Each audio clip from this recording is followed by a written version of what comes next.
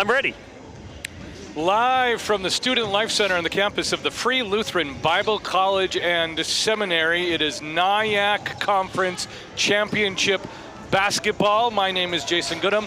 Sitting next to me in the Wade Mobley Memorial Broadcast Chair is the Quinn to my Jack and the Herb Brooks to Mike Aruzioni. It's Wade Mobley. Beautifully done, Jason Goodham. I'm just impressed that our voices are still working. Barely. Did you sing in church today? No, I stayed silent. Okay, I sang. But you talk, I mean, you're doing way more work here than I am. I'm kind of the eye candy of the presentation. To be honest, I would have been just fine if our ladies had not come back last night. Yes, that was good. That was a good game. And this is going to be a good game, too. No previous matchup this year canceled due to weather, so this is, as the kids say, fresh to death. Yes, Trinity in both ends of the championship, both the Simbas and the Nalas playing today. Trinity Lions ladies versus the Providence Pilots. Game one, again, no head-to-head matchups, but we'll see what happens with this. Very interesting matchups. Head coach Rachel Noel for Trinity, head coach Kendall Perpall for Providence. Two very different styles of basketball, and I've been left hanging because Wade Mobley is walking across the gym. He is going to lead us in the singing of O Canada before two of our own students here at FLBC lead the singing of the Star Spangled Banner. 80 minutes of basketball today. First, it's going to be Trinity versus Providence, and then Trinity versus CMU. Women's game first at 1:30. Men's game to follow at about 4 o'clock. Target start date. Thank you for those of you who have already joined us. Looking forward to fun, competitive basketball. I'm going to wrap things up here. We're going to wait a few seconds for the PA to take over, and we'll see you on the flip side.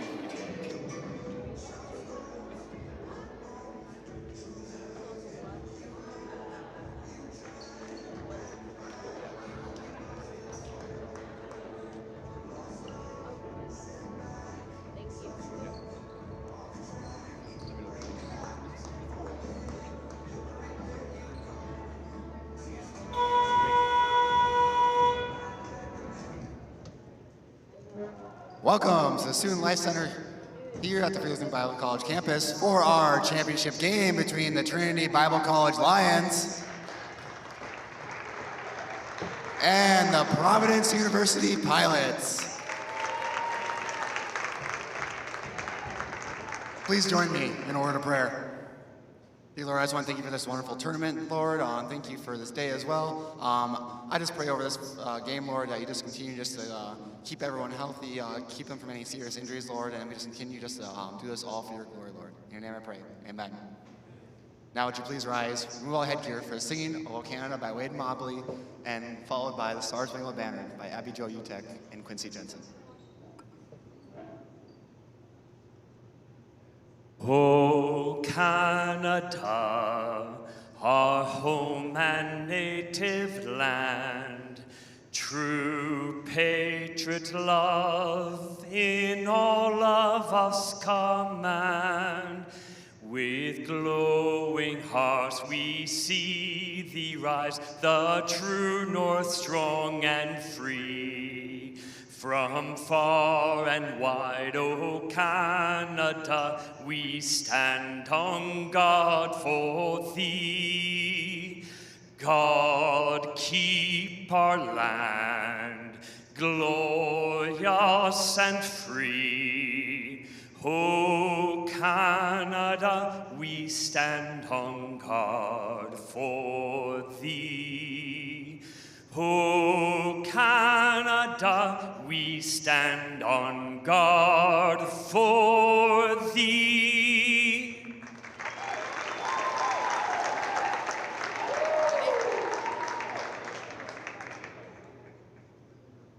Oh, say, can you see by the dawn's early light what so proudly we hailed at the twilight's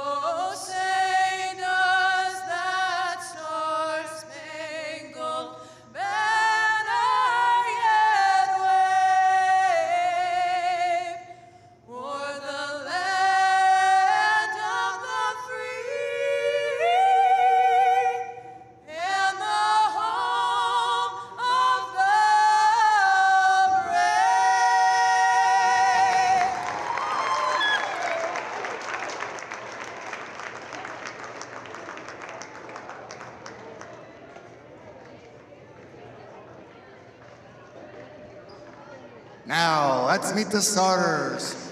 First for the visitors on the scoreboard, the Trinity Bible College Lions.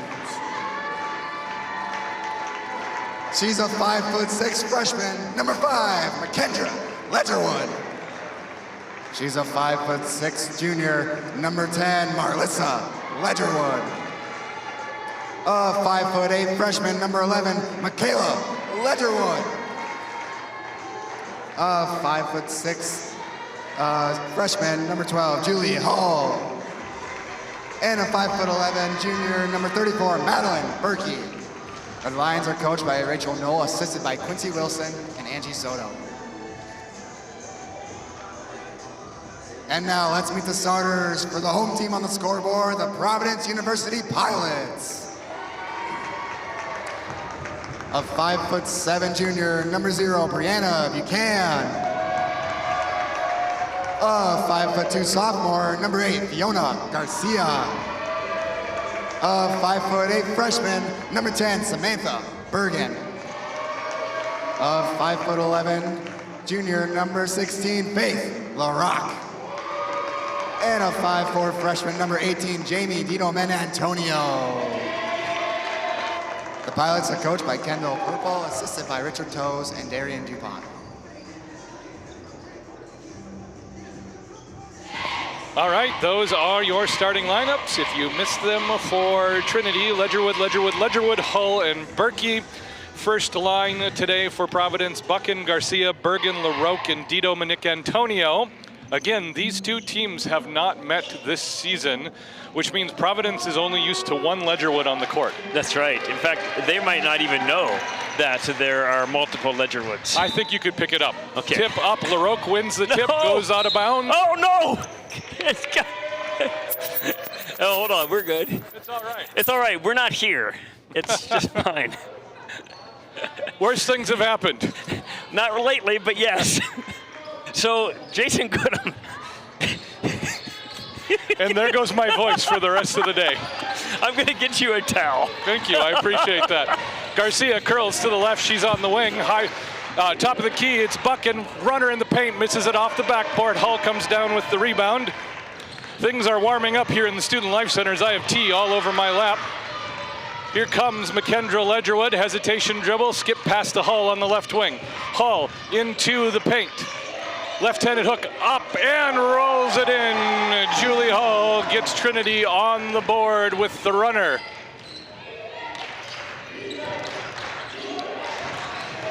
Ball tipped and stolen. Here comes Michaela Ledgerwood coming the other way. Pump fake, gets it to Hull on the wing. Hull, pump fake, hesitation dribble, back to Michaela.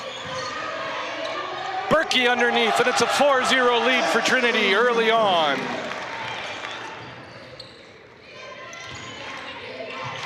Press on for Trinity.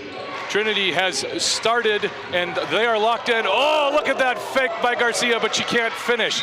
Bergen comes down with the rebound, tied up by Michaela Ledgerwood. Jump ball, possession arrow belongs to Trinity.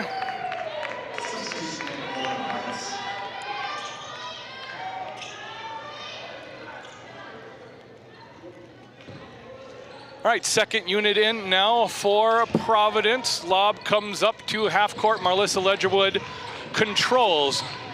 Last, Anderson, Brown, Allie, and Rachel in now for Providence. Hassling, harassing. We've got a foul on the reach around on the ball handler.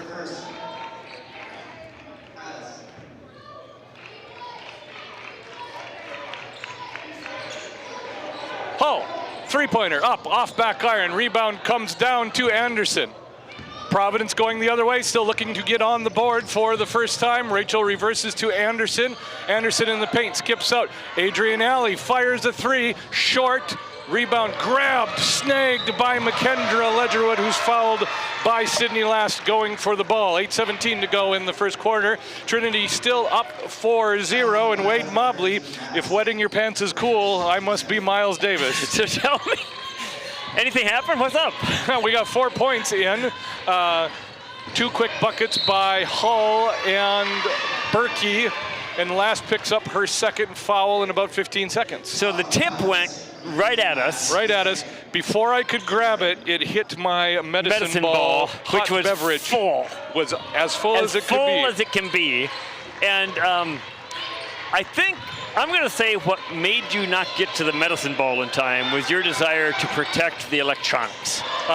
It was more my desire just to not be a fool grabbing for the ball. Another bucket for Trinity. Marlissa Ledgerwood hits. Sydney Last runs into trouble. She is fouled and on the ground, wincing in pain just a little bit. I'm going to leave that ball alone for right now. I'm a little bit gun shy. Don't be. That's like, you know, I just want to say, if I would have been there, I would have caught it. Yeah, thanks. I appreciate that. I'll remember that at my halftime interview. I'll get you another medicine ball at the halftime interview. Allie lobs. Oh, what a pass. What a finish. Allie to Lily Anderson, and the Providence Pilots are on the board. The dish from Allie, the finish from Anderson. Michaela Ledgerwood in traffic, blocking foul called on Anderson, and Michaela will have 2 from the line.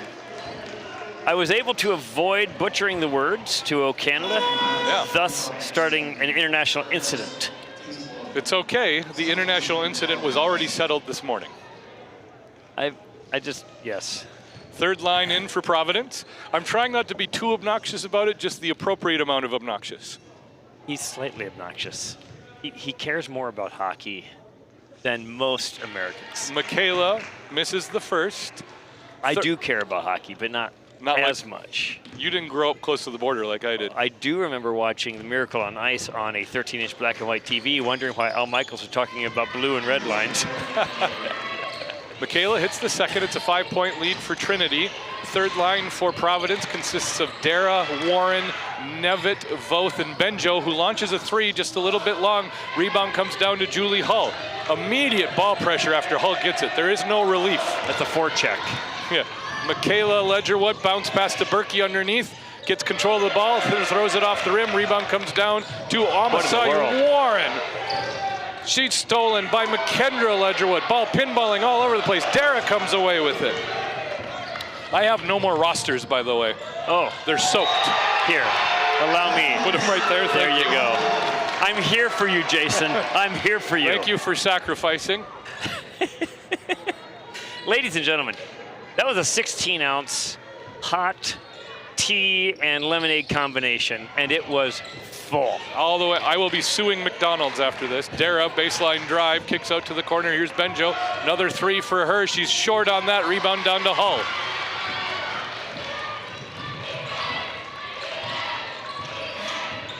Hull dribbles to the left side. They overload there.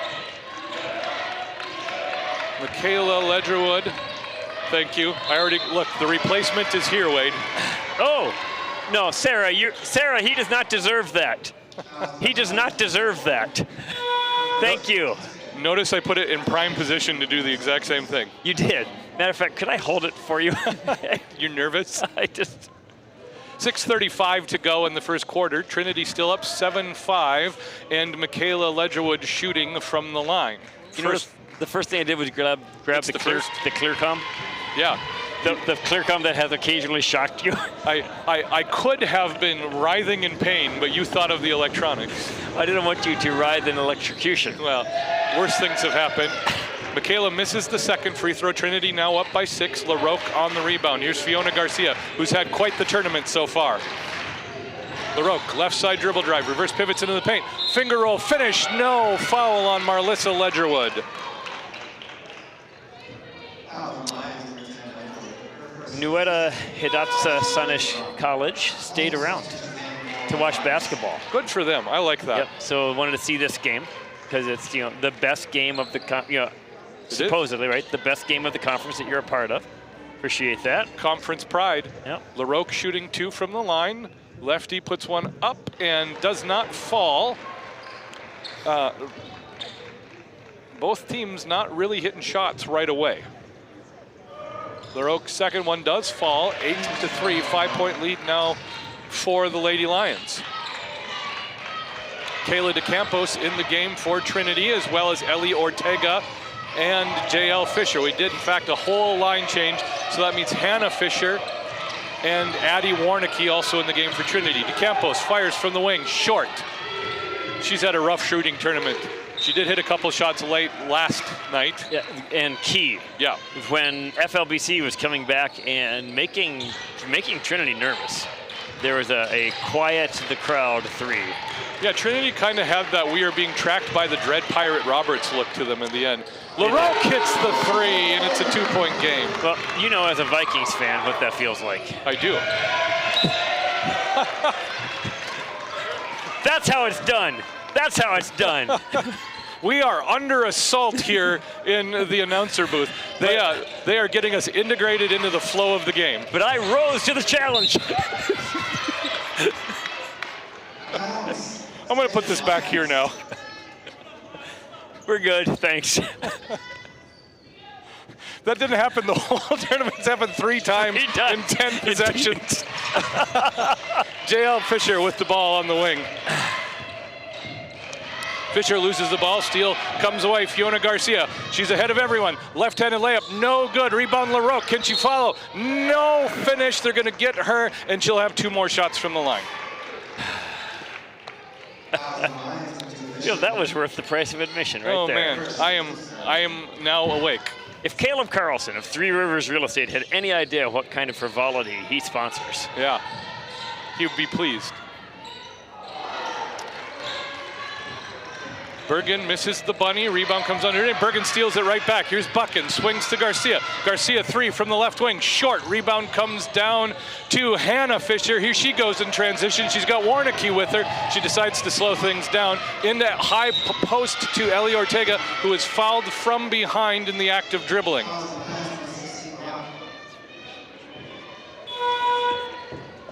All right.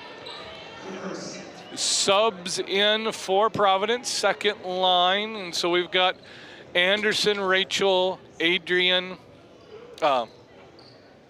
Alley, excuse me, Avery Brown and Sydney Last. 5:13 to go in the first quarter. Ortega hits the first. It's a 3-point lead now for Trinity. I'm a little bit flustered right now.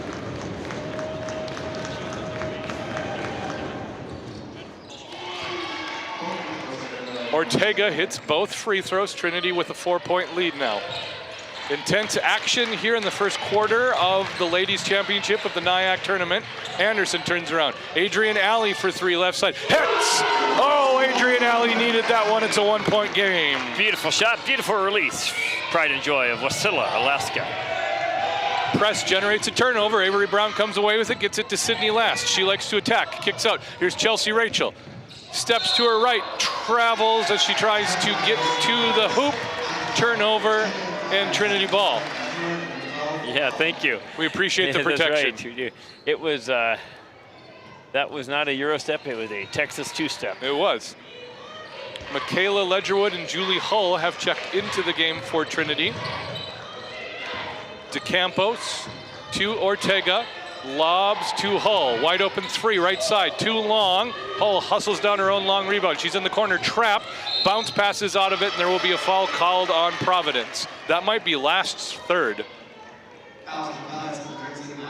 Yeah, it is her third in that messes a half up the a quarter. rotation. It does, and a half a quarter of action. She's a very important player too. It'll especially mess up the rotation if Brianna Buchan's leg acts up again. She's currently massaging that knee as we speak. Warnicki misses the first as Trinity is in the bonus. No. Trinity's in the bonus. All right, missed free throw, put back by Michaela Ledgerwood. Trinity back up by 3, 12-9. Anderson turns around, top of the key. Alley on the wing, attacks, pulls up from 12, hits. Adrian Alley with 2 buckets, and she's got 5.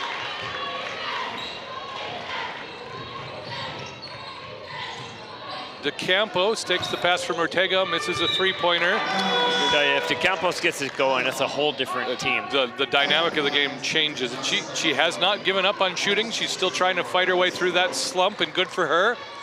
Third line in for Providence. That's a sign of a good shooter or someone who is entirely unself-aware. She's a good shooter. Yeah, in DeCampos's case, she's a good shooter, just not falling for her. Benjo in transition, underneath, no good. Nevitt misses. Dara with the third chance puts it in, and Providence has their first lead of the game, 13-12. Ball game. We're gonna have two good games today.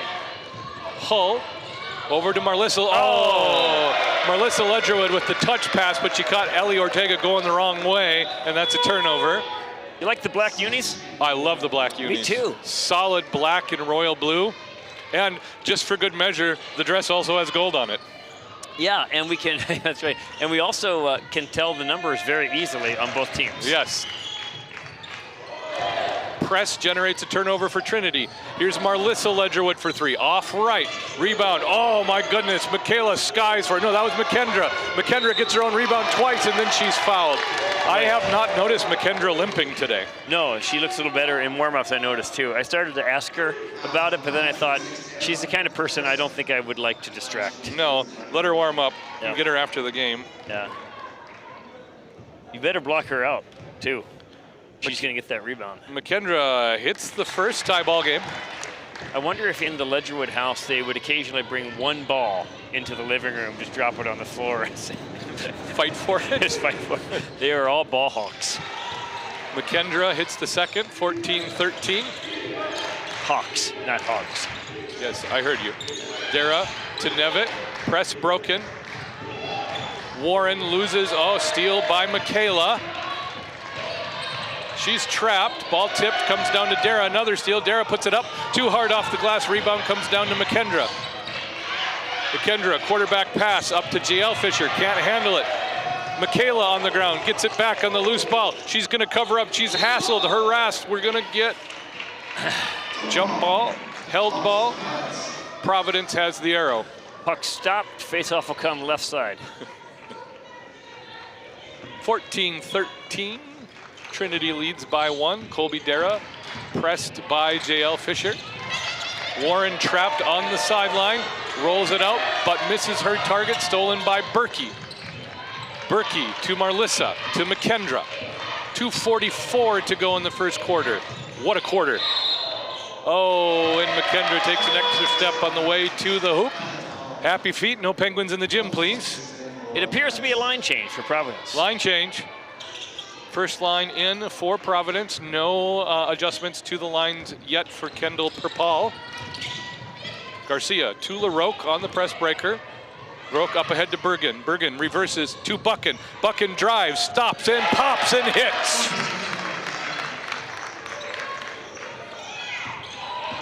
Buchan, a valuable player for Providence. Yeah. Good to see her playing well today.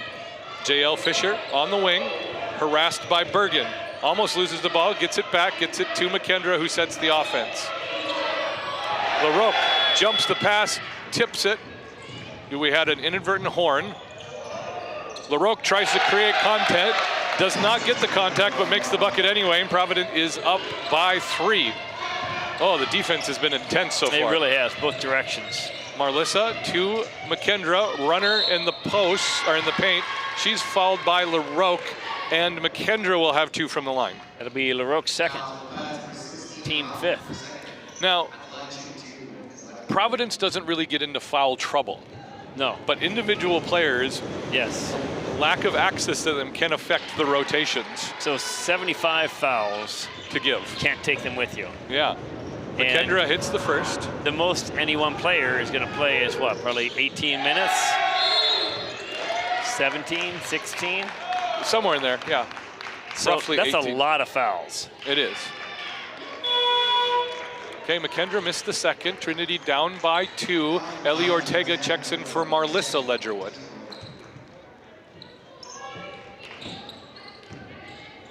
Buchan, LaRoque, Garcia, lob up to Bergen. Bergen turns around, finds LaRoque, top of the key. Stutter step to the left elbow, short, rebound JL Fisher.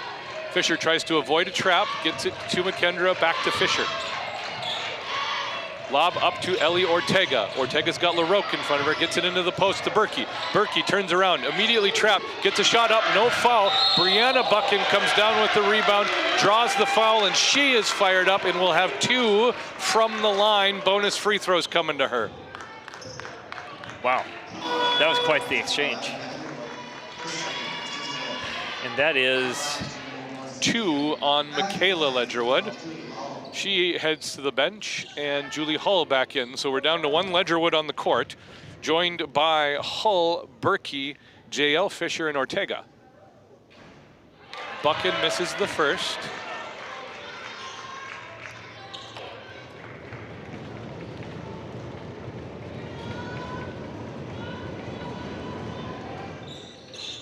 Rolls in the second, and Providence has a 3-point lead. Hull takes the inbounds pass, guarded by Di Dominic Antonio. Hull through traffic, all the way to the elbow. Down low to Berkey. What a pass! Oh, Berkey can't finish. LaRoque with the rebound. Coming back the other way, sprinting in transition. LaRoque all the way to the hoop. No, creates some contact, and she'll have 2 from the line. I believe that's on Ortega. That is Ortega, and that's the wrong 13. They gave it to 13 Providence. So that's Ellie's first. Ellie for 13, first foul. But number 13 has committed 4 total fouls this game. Yes. LaRoque misses the first. Gathers herself, deep breath, dribble, dribble, dribble. Left-handed free throw up and good. 4-point lead for the Pilots. 68 seconds to go in the first quarter. Second unit waiting to check in. Here's McKendra Ledgerwood, press broken, but LaRoque jumps the pass, steals it outright, back to the hoop, finger roll up, and JL Fisher fouls her. LaRoque right back at the line. LaRoque, the player of the year, goes back to the line, and that is Fisher's second. How is it? The second medicine ball is delicious, thank you. Gotcha. How was the first one? It's still wet. So I'm curious, you know, I know a little thermodynamics. How much does a medicine ball cool as it flows across the table for about 3 seconds? I was never in danger of being burned. Okay. LaRoque hits the first, 5-point lead for the Pilots.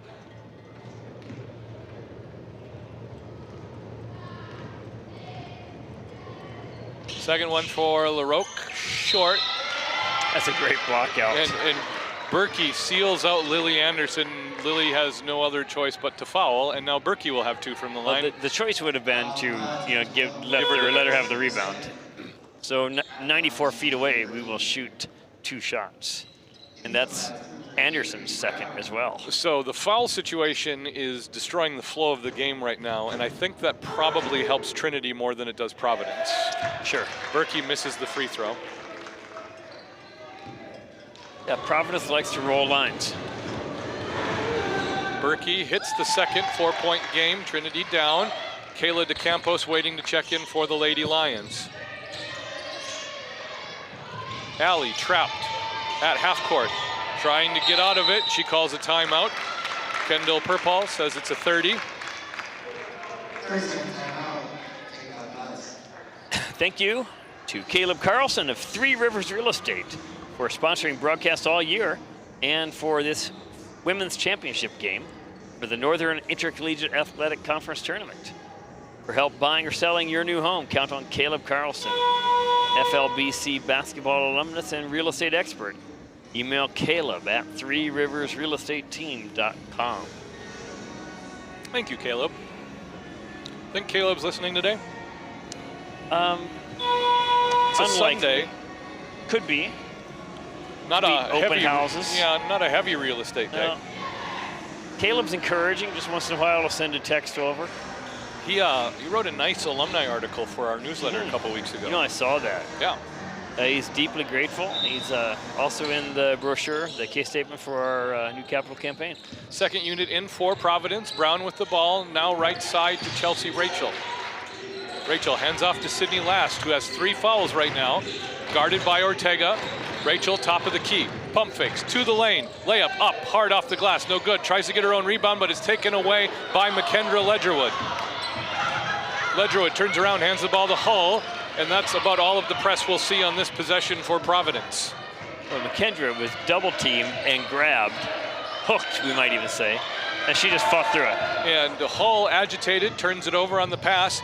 Transition game not really smooth for Providence. Anderson with the ball falls over. Oh, Chelsea Rachel walks the tightrope and saves it.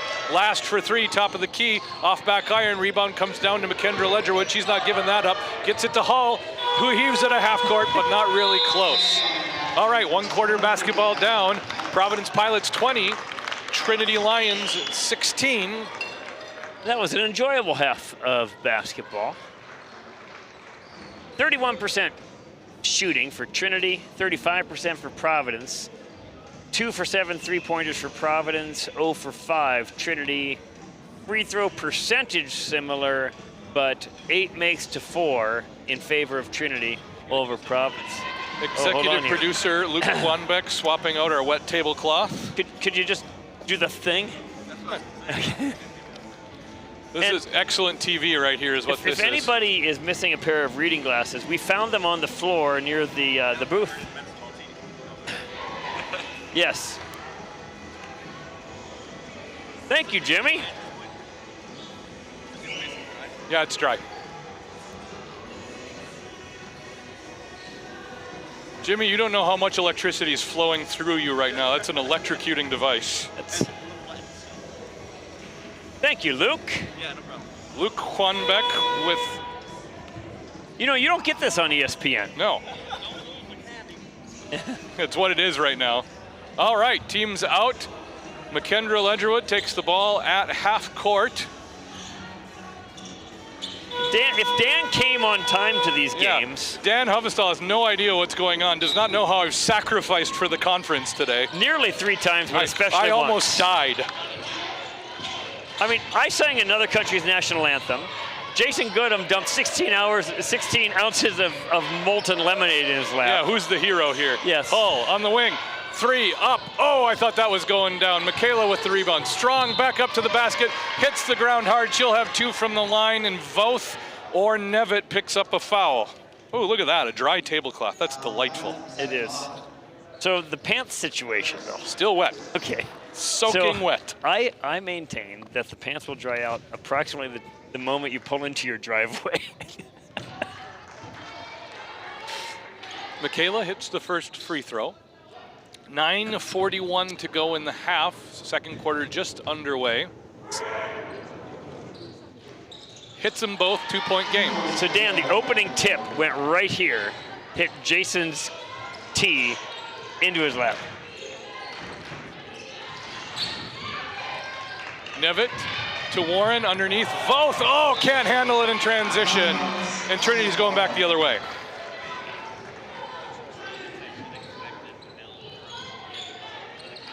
Workers' comp, Dan. That's right. That's right. Oh, lobs to Marlissa Ledgerwood back in the game. Drives to the hoop, can't hit the layup, rebound down to Warren. So it's Marlissa, Hull, Berkey, Michaela, and McKendra in for Trinity. Colby Dara, right side 3, no good. It's up over the backboard, and it's the 3rd unit in for Providence right now. The checking line. The checking line, that's right. Michaela takes the ball up to Marlissa. Extra pass to Berkey. Oh, that's pretty. Hit it, Madeline. She does. Tie ball game. Marlissa to Berkey. The roommates connect again. Warren to the basket. Bounce pass stolen by McKendra. Up to Michaela. Michaela turns around, hands it back to McKendra. Into the corner to Hull. Pump fakes a 3. Into the lane, kind of. Left-handed hook doesn't go down. Nevitt with the rebound. That was well defended. It was.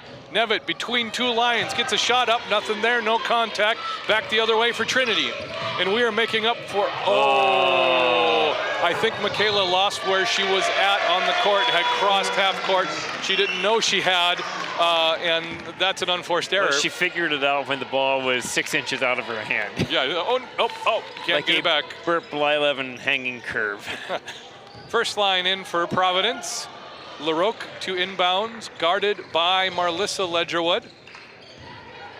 Fiona Garcia with the ball. Hesitation dribble, nothing there. Good defense by Michaela. Hands off to Adrian Alley, who's doing duty on the first unit. Does that mean Buchan's got a sore leg? It does. Probably. LaRoque up, no good, fouled by Marlissa. Is that 3 on Marlissa now? It is. And that's a major development. All right, we're gonna see a lot of Ellie Ortega this half. LaRoque with 2 from the line. That was her 7th free throw already of the game. Wow. She's 3 for 7. Pre-game prep, we could have figured out what her shooting percentage is on the year and how many points she scores from the free throw. We're not used to pre-game prep though. No. LaRoque hits the second. In fact, both of us mispronounced almost pre-game prep. Yeah. That's how bad we are at it. 1 point lead for Providence. Here comes Trinity underneath. Ortega gets a shot up, can't finish. Ball, pinballs. Ledgerwood comes down with it. That's fast? Michaela, and she finishes. How fast did she put that back up? Right, Trinity back up by 1.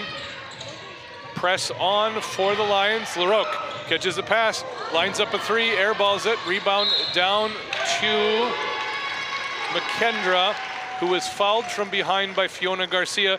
Gets clarification on that call from the ref. And he did not report, so it must not have been a foul. It must have been just on the line. Oh, was Fiona out of bounds and slapped the ball? Yes, I think so. McKendra, left-handed dribble to the wing, stopped by Bergen, loses her dribble, needs some help, lobs to Hull at the top of the key. Hull right side. Gets it into, I think that's Michaela, up for a foul, and she'll have 2 from the line. It's either be on Bergen or Di Dominic Antonio. McKendra was over here. McKendra was over here in the Ovechkin office, spotted up, waited to shoot the 3, and she's limping again. Oh no. Right, second unit in for Providence. Allie stays, joined by her 4 normal line mates, Rachel, Anderson, Brown in last. Michaela, hits the first. Trinity now with the 3-point lead. It's been back and forth.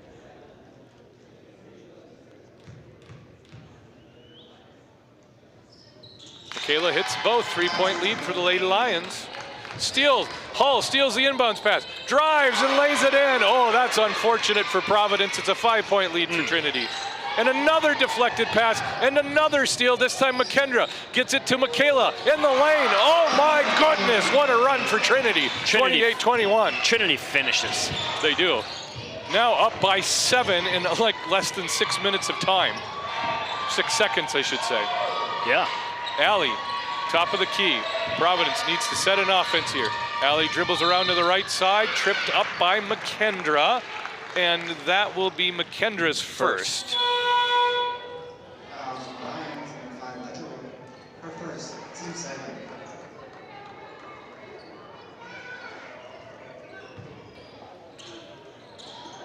Inbounds pass, box set. Anderson pops out. Gets it to last. Ortega on the ground. Anderson nowhere to turn. Kicks it back to Alley. Last for 3 from the right side. Drains it. Sydney last for 3. It's a 4-point game.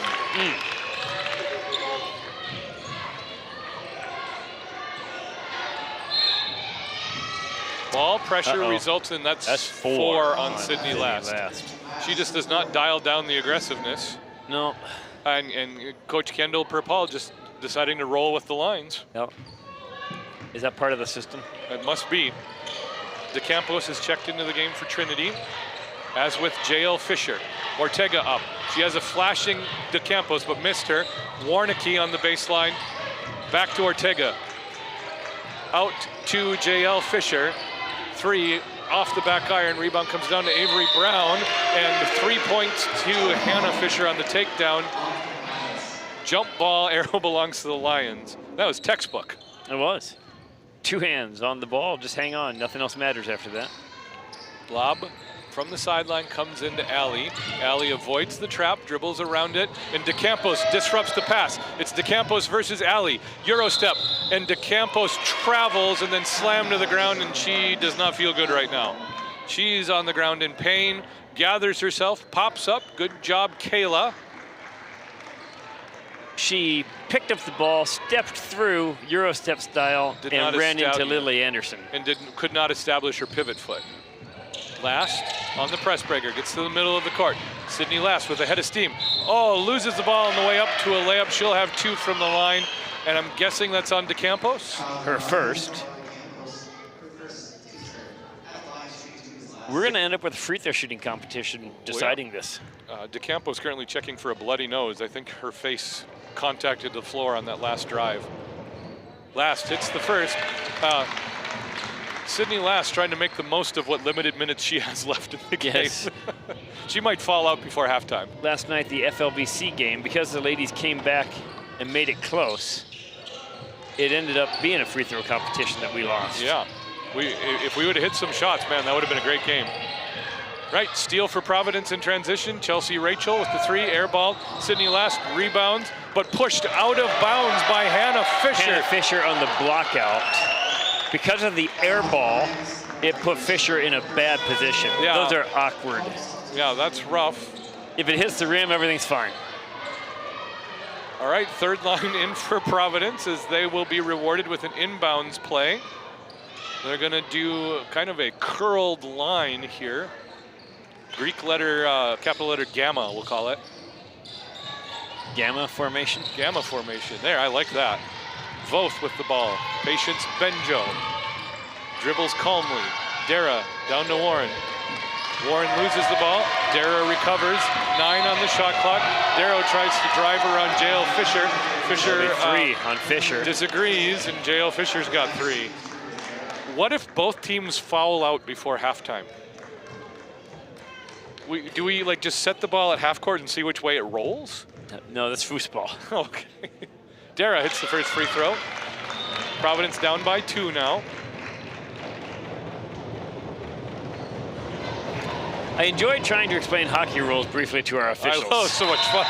Dara hits the second. It's a 1-point game. Wholesale changes for Trinity. Michaela Ledgerwood, Madeline Berkey, Julie Hull, McKendra Ledgerwood all join Kayla DeCampos on the court. Still third unit out there for Providence. Kayla DeCampos can't control the lob. Here comes Nevitt up to Warren, back to Nevitt. In the paint, no good on the layup. Dara somehow comes down with the rebound. Kicks it out to Voth. Warren can't handle the pass. Both these teams seem a little punch drunk right now. Nevitt curls around McKendra. The pass disrupted and stolen. Back and forth we go. Oh Halfway my through the goodness, second. Kayla almost traveled. Kayla DeCampos in the corner, short, rebound down to Voth, who's just gonna let it go out of bounds. Michaela can't quite catch up with it in the corner. Under 5 to go in the half. So we had icing wrong though. It's not 3 lines, it's got to get to the, Well, yeah, to the end line. yeah, it used to be defined differently, I think. And then there was a 2-line pass that was illegal too back in the day. I do remember the so 2-line no stretch passes. Dara, blocked beautiful. by Berkey. Madeline Berkey. DeCampos the other way, up against Benjo. DeCampos strong to the hoop, can't finish. Rebound down to Nevitt. DeCampos is trying to go for contact there, and good defense by Benjo. Voth in trouble, hands off. Benjo, top of the key, off right. That's gonna go out of bounds. Team rebound for Trinity. Boy, both DeCampos and Benjo have been ice cold for Providence and Trinity. Yeah, just get him frustrated at this point too. Buchan back in for the first line. So Buchan, Garcia, Dito, Manik, Antonio, Bergen, and LaRoque in for Providence. Hull takes the inbounds pass. At mid-court now is McKendra up to Michaela. Jump stop on the elbow. She got away with a walk right there. Kayla DeCampos, left side. Hit it, Kayla. Oh, just short. Underneath, there's Michaela. Kicks out to Hull. Hull for 3 from the wing. Hull short. Buchan with the rebound. Hassled and harassed and fouled by McKendra Ledgerwood, who has 2 fouls. Well, that's not a good foul. That's not a good foul. You know, as a defenseman, you don't always have to dive in on the play. Sometimes you got to skate back and feather the puck out to the corners. These are 2 teams tired, running on adrenaline, making questionable decisions in the heat of the moment. Yes. Something that can be corrected at halftime. Buchan misses the first. This one to tie the game if she makes it. 4:01 on the clock.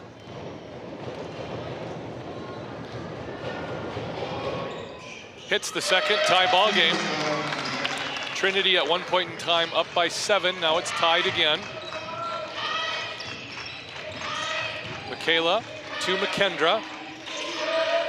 Left side to DeCampos. She wants another three. Short again. It's gonna go. Rebound comes down to Bergen. Buchan in transition, right side. Buchan behind the back dribble, hands off to LaRoque.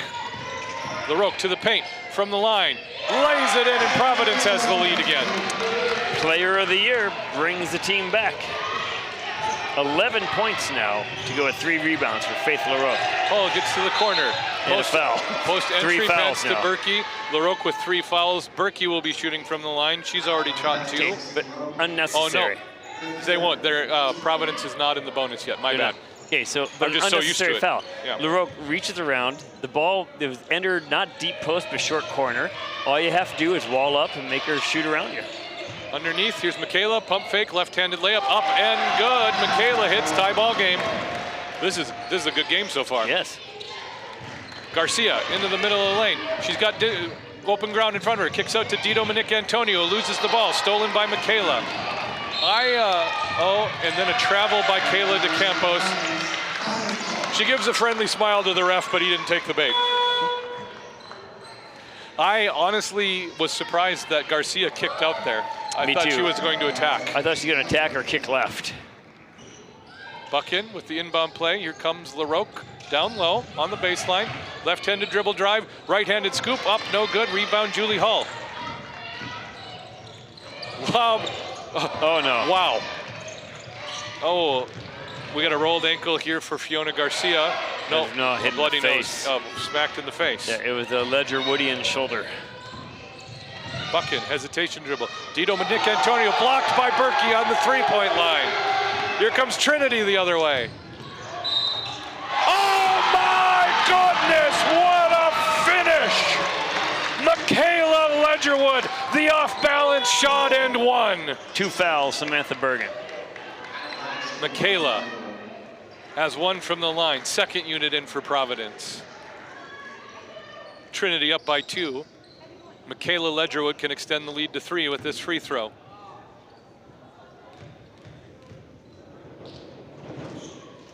Michaela misses, off left. Lily Anderson with the rebound, Providence with the ball. Here's Chelsea Rachel on the right wing. Crosses over Ortega.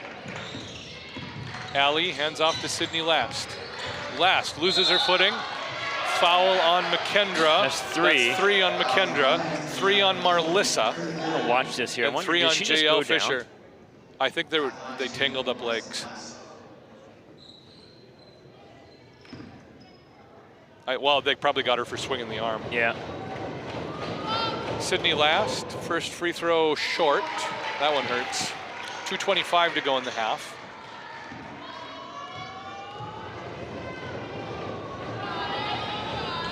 Hits the second, 1-point game. JL Fisher. Allie overplays the inbounds pass, so there's daylight in front of her. Now McKendra. Steps back, sets the offense. Julie Hull.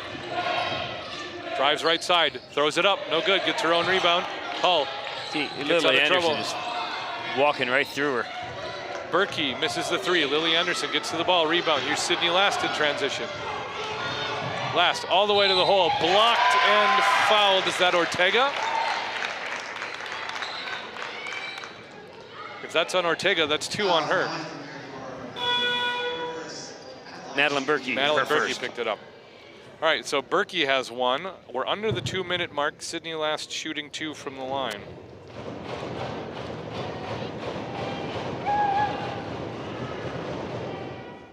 Last hits the first, tie ball game.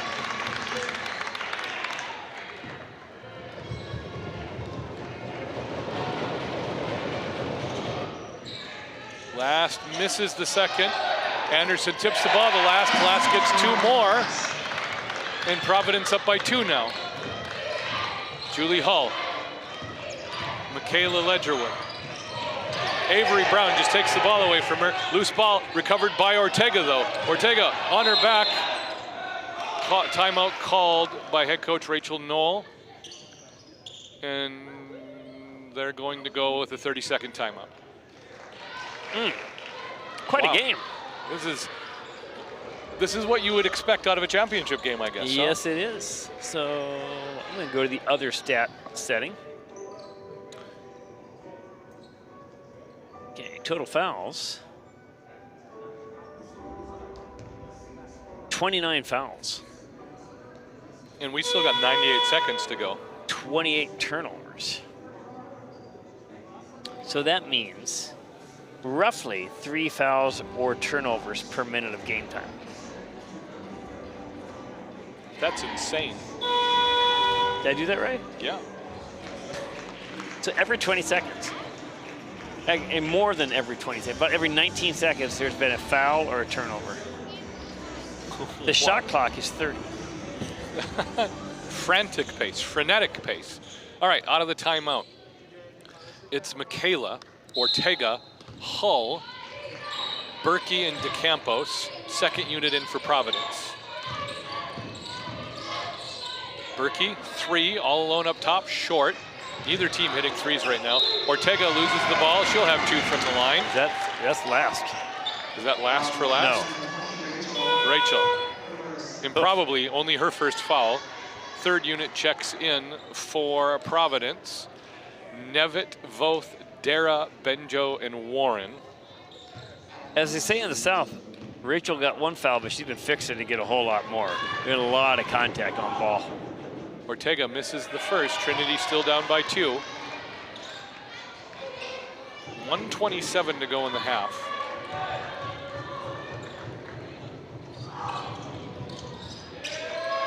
Berkey with the rebound after the second Ortega miss. Hull, 3, right wing. Too long this time. Now they're overcompensating. Yep.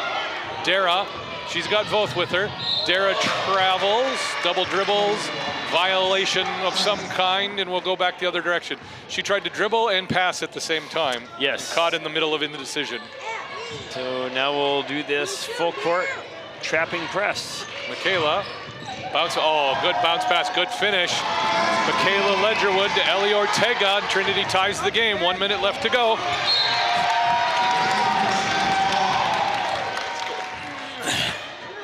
I am a ball magnet. It's coming right at me today. Michaela Ledgerwood to inbound. That's 4. And I was here for you. You were all over that. Like Ross for Rachel.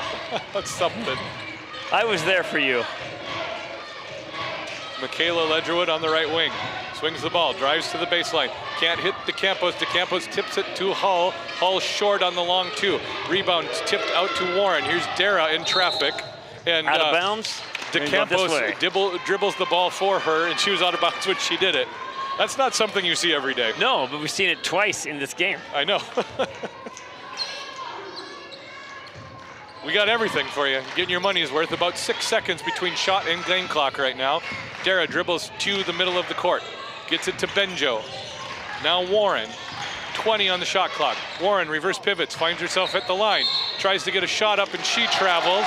Trinity will have 21.5 seconds on the final possession. She didn't get that released quick enough. She could have picked up her pivot foot to immediately pass or shoot, but not to contemplate. Yeah, and another player getting caught in indecision. Yep. Oh no, Ellie Ortega steps out of bounds and Providence generates a turnover. Just barely. There's a lot of action happening right in front of you. It's just, this is the kind of game you want to call when your voice is already fading. I've heard it both ways. Warren, guarded by Michaela Ledgerwood, gets it to Nevitt on the right wing. Down to Colby Dara, pass disrupted and stolen by DeCampos. Berkey up to Ortega, 8 seconds left.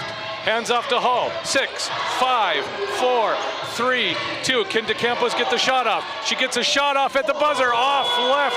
Tie ball game going into the half, 34-34. If that would have gone in after all of her struggles. I would have cheered for Kayla. Yes, agreed, I agree. All right, I'm gonna let you have a guest. Special guest. Right? Special guest, can you pronounce his name? Coach Pierre, okay, special guest from Providence. I tell him, if you would, that I was thinking of him as I decided not to try the French words to O Canada. I will tell him that. All right. All right, thank you. We'll see you later, Wade. About to be joined by special guest, Providence men's head coach, Pierre Dubrel, something like that. I tried. Wade's exiting the booth.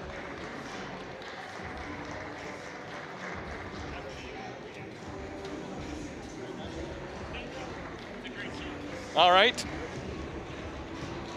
Pierre, as soon as you drop your mic down, you'll be live. All right? So take your time. You're sitting on the dry side of the booth right now.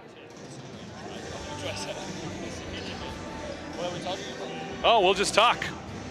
A good chance to interview you. So joining me in the broadcast booth, and now you get to say it publicly since we've been butchering it now for so many years, Coach Pierre Dubreuil. All right, we'll go with that. Welcome. Thank you. Tough game for you guys last night in the semis. That's right. What do you think of the game so far? So far, it's been a great display of physicality. Yeah, on very both physical. sides. Yeah. Wade just did the math, and he said we have been averaging a turnover or a foul every 20 seconds of this game. That sounds about right. Oh. Yeah, both teams. It's interesting because there's little runs, right? 4 points, 6 points, and then the team turns it on and turn the ball over, and it goes the other way, and then it goes back. So, yep, 34-34 sounds about right. So, fun game so far. Yeah, it's been very entertaining to watch. Is your season done now? Is this the last game for you, or do you have more games in Canada? We have more games in the U.S. Oh, in the U.S.? Yes, Oh, in the the NCCA NCCA tournament. Okay. Yeah. So in 1 week from now. 1 week from now. So you at least get to have Maestre and Roque and Aleko for a few more games. That's right. All right? Yeah. At least one more game. Unfortunately, we're the last seed, and the first seed is Faith Baptist, which is a great Yeah, team. we play Faith. Yep. Down from Ankeny. Yeah. Is that at Faith, or do they have neutral site It's games? at Trinity. It's at Trinity. Yeah. All right. So Trinity will be hosting. Is that a regional then? It is the regional. Okay. Yeah, regional tournament to end the season, and the winner goes on to the national championship. All right. Have you started looking at next year yet? Yes, I have. All right. What do you think your team's shaping up to be for next season? Yeah, so we are gonna need some size. Yeah. For sure. We're losing size in at least Emmanuel Aleko and Hayden Wibb. So we're gonna need to replace for sure some of our forwards and add some point guards and some scoring guards, if I can call Reese like that. It's going to be a bit of a reshaping year, but we also have a great group of returners. You've seen them yesterday, unfortunately, in a game that was a bit lost early in the second half, but you've seen Judah Graham stepping up and Garrett Smith and Danny Beauchamp, who's not a rookie, who's playing great basketball as well, and Nolan Carroll. So we have a good group of returners, a good foundation. And we need to add some talent. We already have one very good point guard secured, talking to another one right now. And our recruiting coordinator was actually in the gym right now, watching both teams, is working really hard to find great players for next year. Yeah, got some jerseys to fill, got some Yep. positions to fill on the court. Things changing up for you guys a little bit next season. How much during the season do the Canadian teams currently in the conference play each other? Currently 4 times each. 4 times each? Yeah. And you guys, this season, were members of 2 different conferences at the same time, correct? That's right, yes. The NIAC and the MCAC. Okay. Next year, and it's somehow public, but it might be very public after I say it. But next year we are leaving the NIAC and the NCCA to focus on Canadian basketball, the CCA. So we're going to be part of only one league in Canada, which also opens the door, as we're talking about recruiting, opens the door to fifth-year athletes, which is a thing in Canada. So out of my 4 seniors, actually all of them could come back for 1 more year. Oh, really? Yes. Oh, that'll be interesting. Yes, CMU is in the same position with guys like Daniel Cameron, who, if they choose to, could be coming back for a 5th year of basketball. All right. Well, Yeah. that will make things a little bit more interesting in the league, Yes. I imagine. One thing I'm curious about, because you guys have this international conference right now in the NIAC, Yep. how much of it is an adjustment in the middle of the season to go back and forth between USA and FIBA rules? It's a big adjustment, especially because this year the calendar of the NIAC made us play at home a lot. So we had 4 weeks of home games. And our only American games this semester was here at FLBC early in January. Yeah. So ever since we've been playing FIBA, so 4 quarters, shot clock at 24, reset 14. So it's been an adjustment. There's some great things that I love about the American game and things that I love about the FIBA game. And if I could mash up both of them, that would be a lot easier on my mental health. You would think that we could come together and just find one set of rules for a simple game like basketball. Yeah, you would think so. Definitely. It would make more sense for international play at all levels, I would think. But yeah, We've seen some struggling with the Canadian teams across the board on the travel rules in America. Yeah. We've seen some confusion for the refs on lining up on free throws and things like that. And you know, since Wade and I don't travel, we kind of take that for granted because all we see is the American game. Yeah, so you would be thinking that we don't know what we're doing, but for the free throws, for example, so in Canada, you don't have to line up on the first free throw. Like, nobody has to line up. You kind of use it as a timeout. So we always use it as a huddle, and I am insisting that my players huddle. The issue is when we come to the States, they start huddling, and the referees is like, you got to line up, and like, no, we're huddling. Like, no, you have to line up. So I often have to remind the official that there's a difference of rules and to have patience with us if we forget something, because as much as some of the rules are just an adjustment, some of them are like conflicting with each other. Yeah. And so when you teach your team to follow one set of rules and then you come down here and they're following a different set, it can be challenging. I've always found it strange that they force players to line up on the first free throw when you can't get a rebound. Doesn't make any sense. You heard it first here. It doesn't make any sense. You need to change that rule. Well, we'll appeal to USA Basketball to see if they change it. Please. I'm sure every college coach in the country would like some more time with his players huddling and talking strategy. Yes. On the one-on-one, it obviously makes sense, but here's the truth. You should be free to choose if you want to line up or not, regardless. Yeah. Like if you want to risk it, you know, like you turn one into two or three. Yeah. Well, I think we'll wrap things up. Thank you so much for joining me. We've really enjoyed having you guys down here. I'm hoping, at the very least, occasionally we'll have some exhibition non-conference games against each other, but it's been fun. Wade and I have been, this is our 5th season broadcasting now, so we've seen your seniors come all the way through their basketball careers. You get to know these players. It's fun to watch them develop, so it's been a lot of fun. Yeah, we've enjoyed our time here and enjoyed this tournament and how Logan is running it. It's been a blessing for us to be here and to compete in the NIAC, and yeah, as you say, we hope to see some of you again in exhibition plays next year, so yeah. All right, well, good luck to you, Coach Pierre Dubreuil. Well, in French, it's Dubreuil. In English, I either way go by Coach Pierre to make it easier. That's what we do. Or something like Dubreuil. Yeah. You kind of like absorb the R. Yeah, we try, but my French is pretty rough. But I appreciate the try. Yeah, good to talk to you. Best of luck. Thank you.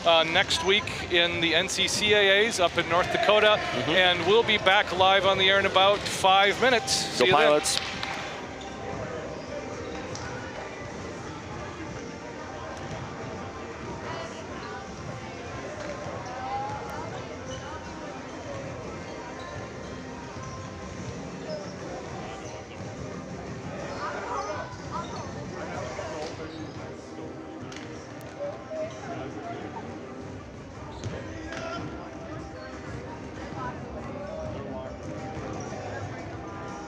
Very well.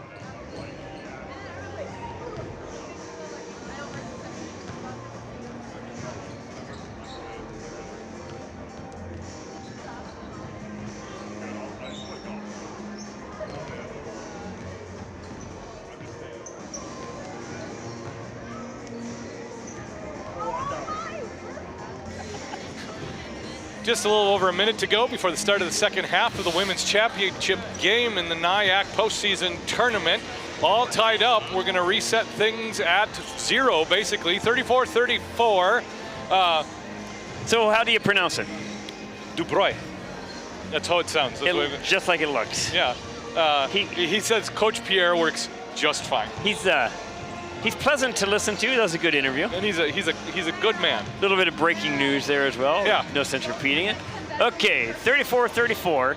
We ended up with that's 33 turnovers and 30 fouls. So 63 such instances in 20 minutes. Yep. One under every 18 20 and a half seconds. The officials, they're not calling a tight game.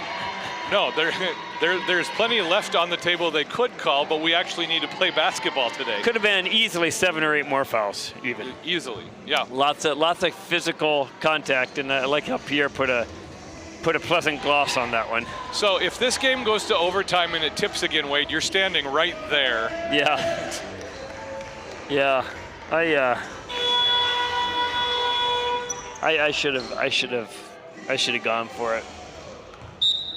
All right, McKendra Ledgerwood to inbounds. 5 starters in for both teams, except Adrienne Alley has lined up for Providence on their first unit. I'm trying to see who's out on that first unit. Oh my, they've adjusted all the lines. Never mind, excuse me.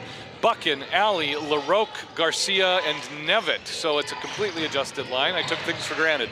So this is a shortened bench rotation. Line. And Purpall did this yesterday in the third quarter as well. And so did the U.S. in the third period today. Quinn Hughes basically played the whole third period. That's what he does. Garcia pump fakes, dribbles to her left, into the paint. Runner up, and good! Fiona Garcia finishes. And those were her first 2 points of the game, improbably. Berkey in the post. Blocked and then fouled by, oh no, jump ball. Jump ball by LaRoque and Berkey. So different play, same result. 9:12 to go in the third. The part of that breaking news that I found interesting was that in Canada, you get a 5th year if you're playing a Canada-only conference. Yeah, there's some Canadian-only. I did not know that. Yeah. Michaela Ledgerwood with the steal. That's a good FIBA question, too. Oh, man. I love learning stuff like that. He understands the game well, too. McKendra works her way to the line. Berkey underneath to Marlissa, turnaround jumper, or turnaround layup, excuse me, no good, but she'll have 2 from the line. So foul situation. Marlissa and McKendra and JL Fisher have 3 apiece. Michaela has 2. That foul was on Garcia, her first. Good news for Providence. Marlissa makes the first. Actually, I was wrong. Alley, Adrian Alley. Adrian Alley, that was her. So that was on Adrian? That's her first. No, they're taking it off the board. All right, Marlissa misses. I have no idea who This is fouled. when you don't have a stat team. We make it up as we go, folks. I thought it was Garcia. Yeah, it was Garcia. I thought I was wrong, but I was mistaken. Offensive rebound by Trinity off the miss by Marlissa. They still have possession. Currently down by 1. McKendra on the inbound pass. Lobs to Julie Hull. Guarded by Adrian Alley. McKendra loses possession of it. Slaps her hands in frustration, and Providence comes the other way with a 1-point lead. Trinity right back into this trap. Brianna Buchan jogging very gingerly, but in the game, toughing it out. Garcia calls her play, dribbles to the right side. Pulls up for 3, short, off the backboard. Rebound by Nevitt, tipped to McKendra. Quarterback pass up to Julie Hall. Another pass up to Berkey. Oh my goodness, what a fast break. Trinity is 0 for 10 from 3-point, 0 for 15 rather from What are 3-point both range. teams combined? 3 for 28. Oh my word. So nothing from 3-point land, about 30% each for 2-pointers. Hull on the left wing with the ball. Here's Berkey at the top of the key. Lobs into Michaela Ledgerwood, who was nowhere near that and ends up on the ground anyway. Kind of a smirk on her face, wondering how that happened. That lob pass was 4 feet away from being connected. It might have worked for LaRoque. Yeah. Oh, here's a flashing Buchan, gives extra pass to LaRoque, give and go, good. Buchan with the dish to LaRoque. 1-point lead for Providence. Back and forth we go. Hull trapped, gets it to Marlissa. Up to McKendra with after the tip. McKendra loses her dribble. Here's Michaela, extra pass underneath to Berkey.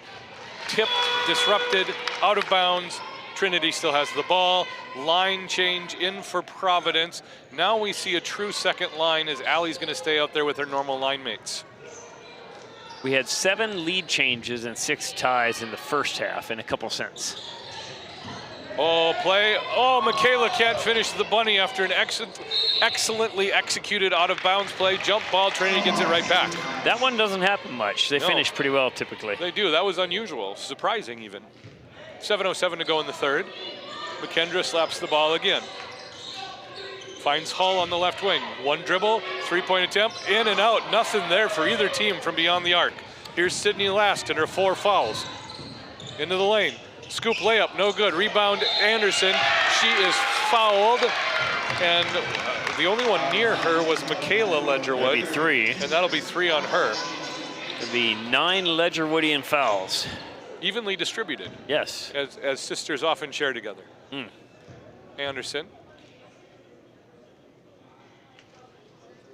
Hits the first swish, 2-point lead for Providence.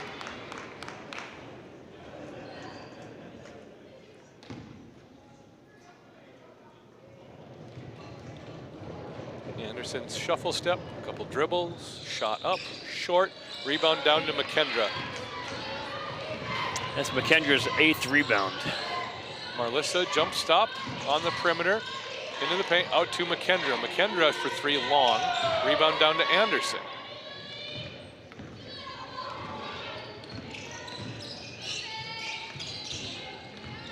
Rachel hands off to Avery Brown. Brown wants to get Anderson in the paint, but good defense by Berkey. Rachel in the corner. Baseline jumper, too long, rebound Hull. Hull turns around, nearly stripped by Sydney Last. Last very close to picking up her 5th foul. Jump stop for Michaela, skip to Hull. Hull another 3 right side, that one goes. It was only a matter of time.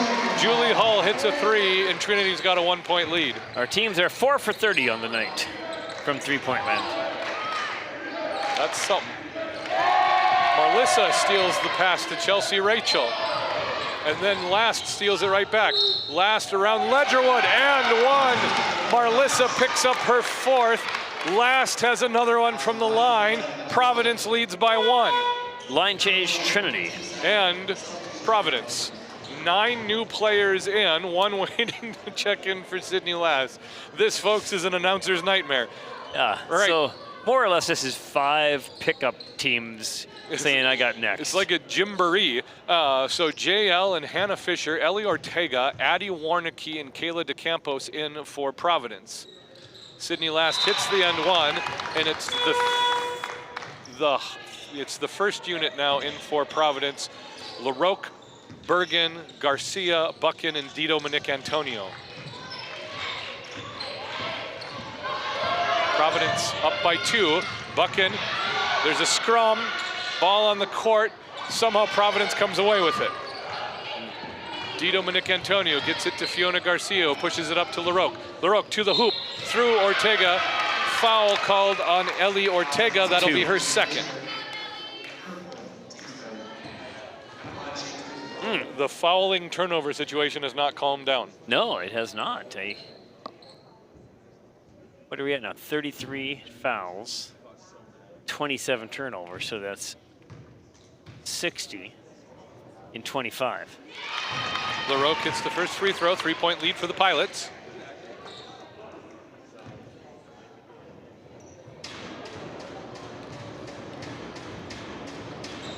LaRoque hits both, 44-40 Providence. Both teams seeking continuity and flow. Fisher, harassed by Garcia, lobs up to Hannah Fisher. Fisher is fouled by LaRoque. Okay, but that's 4. Faith LaRoque has 4 fouls. Sydney Last has 4 fouls. So I'm going to go ahead and sort this by fouls, not points. It's easier for us. That's the narrative now. JL Fisher, top of the key, guarded by Garcia, hands off to Kayla DeCampos. It's not working. Hannah Fisher dribbles to the center of the court. Warnicki turns around. There's JL Fisher, guarded by Garcia, loses her dribble. Now Ortega, overplay by Bergen. Here's Warnicki underneath, turns around, no good. Rebound. Ortega fouled by Buchan. She hoped Buchan's volunteering for it because LaRoque was right there. And Buchan picks up the foul. It's her first. That's first on Brianna. Somehow, by the way, because she's always in in it. She's in every scrum when she's on the court. She's a feisty player. All right, 3rd unit in for Providence. Nevitt, Benjo, Dara, Voth, and Warren. Ortega shooting free throws. Misses the first. Trinity down by 4. Really could have used that free throw. Ellie Ortega right now with 4 points and 3 boards. Misses both. Rebound down to Nevitt, who loses it, but Dara recovers. Colby Dara pressing the game, keeping the tempo up. Benjo from Dara. Benjo hits the 3, and it's a 7-point lead for Providence, matching their biggest lead of the game. What does Trinity do to get back in this? Hit a 3. Or get turnovers and fouls. Instead, Trinity turns it over. The Providence press generating a turnover. Hull checks in for Hannah Fisher. Just raised their heartbeats a little bit. You felt the pressure when they inbounded the ball after that made 3. Here's Warren. Dara gets to the elbow, turns around, kicks out to Warren. Warren to the left elbow, hop step, tries to get it to Nevitt. Nevitt loses it out of bounds. 4:36 to go in the 3rd.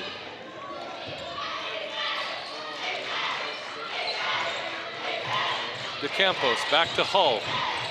Hull surveys her options. Up to JL Fisher. High post to Ortega. Ortega kicks out to DeCampos, who fakes a shot, holds onto it, lobs, tries to lob to JL Fisher, stolen by Patience Benjo. Benjo is waiting for that. Dara from the elbow, kicks out to Warren. Warren fouls and banks it in. Fisher's got 4. Warren's got a chance for a 4-point play. All of a sudden, everything's going in. Just throw it up. 10-point lead for Providence. JL Fisher with 4 fouls. Amayasu Warren to convert the 4-point play and give Providence an 11-point lead.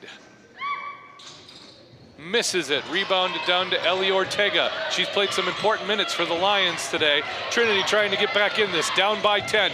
4 minutes to go in the third. Lob to the corner. That's J.L. Fisher. Fisher dribbles out of some trouble. Skips to Hull. Hull on the right side, trying to get it into Ortega. Ortega on the low block, turns around. Oh, that was Nevitt to Ortega. Nevitt to Ortega for 2. Beautiful. I had my numbers reversed. 8-point lead for Providence. Warren travels, getting across half court, and here we go again. Back and forth and back. McKendra checks in for J.L. Fisher. Second unit in for Providence. Alley last, Brown, Anderson, and Rachel. DeCampos to inbound from the sideline.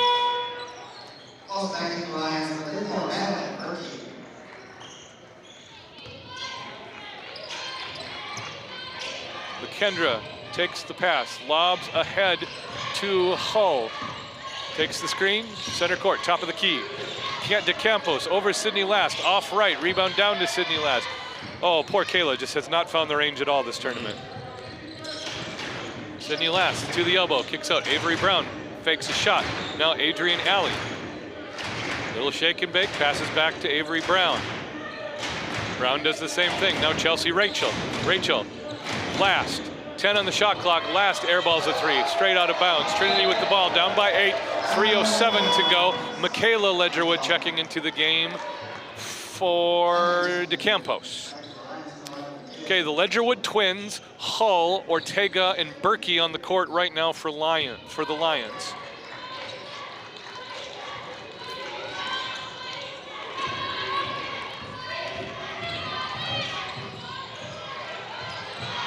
Oh my goodness, Michaela Ledgerwood tied up, jump ball.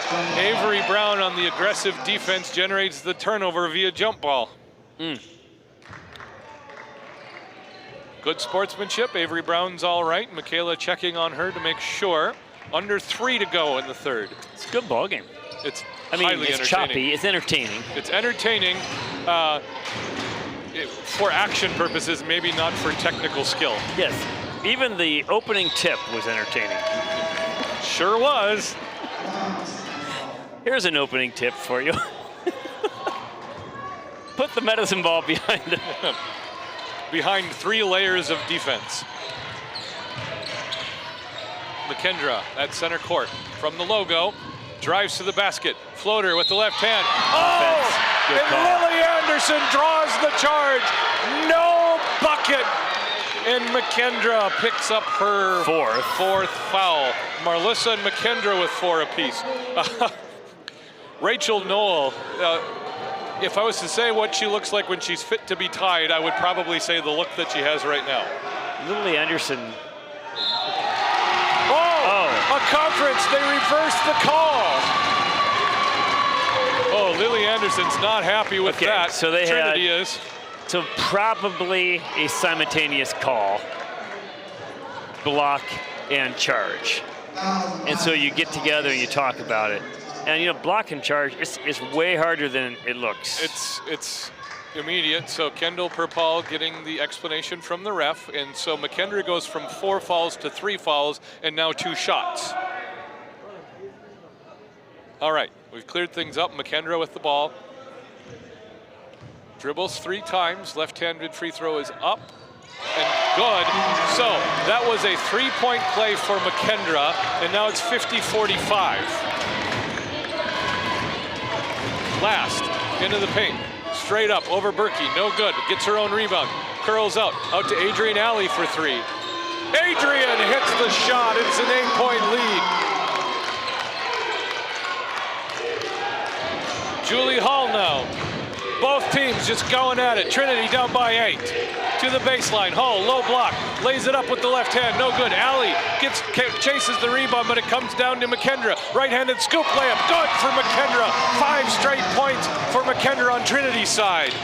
What a momentum change when that call was switched around. Last in the paint, can't hit. Rebound, Berkey. 6-point lead for Providence. McKendra sets an offense. Now Michaela. Berkey, top of the key. Reverses to Hull. Hull sets, shoots a three. Hull drains a three. Wow. 3-point lead. Julie Hull with the three-pointer. What 10 a points for change her. of momentum. Oh my goodness. Instead of McKendra having 4 fouls and the ball going the other way. Oh, it's tipped. Lily Anderson didn't know it was tipped, but saved it anyway. Rachel on the baseline, kicks up to Allie. Allie guarded by McKendra. Gets to the lane. Allie, layup, no good. Follows her shot. Now Sydney Last from 14. In and out, no good. Rebound tipped. Out, no. Avery Brown saves it. Chelsea Rachel saves it. And now Michaela steals From the no ball. place. Michaela versus Rachel. Oh, my. Fouled. Oh, Michaela goes hard into the wall. Rachel commits her second foul, and Michaela's lost her breath underneath. She's in pain. Okay, so I went back and looked at that play. What it was a restraining circle. Her feet were on the restraining circle. So by definition, can't be a charge. Okay, and that was a push in the back and a reach around to the front, so there was some kind of a play on the ball. I saw that on the camera. I did not see that live. Yeah, For live from this angle, it looked like it was just like a forearm shiver into the wall. It was not. It was not. It was not a dirty play. It was a physical play. Michaela shakes off the pain. 2 from the line. Misses. Trinity now 14 of 27 from the free throw line. Providence 15 of 26. Rough shooting game for both teams. Michaela, second one. 4-point game. 1 minute to go. It is the end of the season, and we haven't had our rims calibrated for several months. Gonna need that. I got Buchan, the first unit in for Providence. Buchan attacks. She's fouled. Are they gonna get Berkey on that? It's probably Michaela, her 4th. So Marlissa has 4, Michaela has 4, JL Fisher has 4, McKendra has 3. DeCampos to check in. Providence up by 2. And for Providence, up by 3. So they've adjusted a score. Now Providence up by 3, 54-51. LaRoque 4, last 4. 3 for Lily Anderson. Buchan hits both. Clutch. 4-point lead for Providence. Lob up to Michaela. Fakes a pass, gets around Dito Monique Antonio. Bounce pass underneath to Berkey. Berkey hits. Michaela Ledgerwood to Madeline Berkey. The dish. Garcia has her pass disrupted. On the floor, Garcia somehow ends up with it again. Garcia shuffle steps into the paint. Bounce pass to LaRoque. Garcia to LaRoque, mirroring the play by Trinity. Nice finish. McKendra back to Michaela. 20 seconds on game clock in the third. Both teams doing this trapping two-thirds, three-quarter court press. These girls are going to be tired Yes, after they this are. game. McKendra for 3. Oh, short. Rebound out to Fiona Garcia, shortest player on the court. 6-5-4. Garcia pursued by McKendra. Oh, my. Blocked. No contact. McKendra blocked it. No whistle. Providence ball. 1.6 seconds to go. From this angle, that was her 4th foul. Oh, yeah. And 2 free throws. I thought I saw a foul, but the whistle wasn't there. Providence with 1.6 seconds to do something before the clock. Lob out to LaCroix. Dribble, shot, no. Providence goes into the 4th up by 4. 57-53. Michaela Ledgerwood leads all scorers. 19 points, 4 rebounds, 9 for 13 free throw shooting. Julie Hall, 10 points, 7 rebounds. Madeline Berkey, 9 points, 3 rebounds. McKendra Ledgerwood, 6 points, 9 rebounds. And L.A. Ortega, 6 points, 4 rebounds. For Providence, Faith LaRoque, 17 points, 3 rebounds, and a good floor game. Sydney Last, 11 points, 4 rebounds, and 4 fouls on each of the last 2. Last has been playing 15 minutes of basketball with 4 fouls. Adrian Alley with 8 points. Brianna Buchan, 6 points, 3 rebounds. Colby Dara, 4 points, 5 rebounds. And if we do this, we need a stat here. 20 fouls each, 25-24 turnovers. So that's 49, 89 events in 30. 30 minutes. So just a titch over 20 seconds between fouls and turnovers. Wow, exhausting. It is. 89 is the number, Jimmy. 89 fouls and turnovers. You missed one there, by the way, so it would have been 90 and 30. Thank you. Yes. Yeah. All right. Was it restraining circle? Is that what it was? Trinity comes out of the timeout. McKendra Ledgerwood, Ellie Ortega, Madeline Berkey, Rachel DeCampos, and Julie Hull. Trinity -4 right now, so they need to score 4 more points than Providence to be within range at the end of the game. Julie Hull takes the lob. First unit still out for Providence. Hull to the basket, left-handed dribble. Turns around, right-handed hook, up and in. Julie Hull with the finish, 2-point basketball game. Garcia lobs to Adrienne Alley, shortening the bench now for Paul. LaRoque, left side three, no good. That was in and out. Rebound down to Ellie Ortega, fighting for it. Jump ball. Providence has the arrow. All right, so not the first unit. Nevitt, LaRoque, Garcia, Buchan, and Alley in for Providence. Garcia, left wing, guarded by DeCampos. Steps back, long 2, up, short. Rebound down to Nevitt, kicks it to LaRoque. LaRoque for 3 from the wing, hits it. That was big, 5-point lead for Providence. Especially when your post player steps out and hits a 3. That's a game changer. She's not comfortable looking in that shot, but it goes in. It does. Comfortable with her shot, at least. Hull, dribble drive, left side to the low block. Kicks out, she thought she had DeCampos, she did not. Providence ball after the turnover and miscommunication. Oh. Yeah. Tiring. I'm tired. LaRoque to inbound. Fiona Garcia, top of the key, guarded by DeCampos. Garcia gets into the lane, left-handed floater, up and in. That's her 4th point of the game, only. 7-point lead for Providence. Trinity's got to get back in it quick. 7-point lead is right at the edge here. Well, Hull, Berkey, McKendra. Underneath the Berkey. McKendra to Berkey for the lay-in, 5-point game. Just like that. Oh, man. McKendra with her 4th assist. Now a turnover. Trinity has the ball back down by 5. 8:32 to go in the game. Colby Dara checks in for Brianna Buchan, who's limping significantly on that right leg.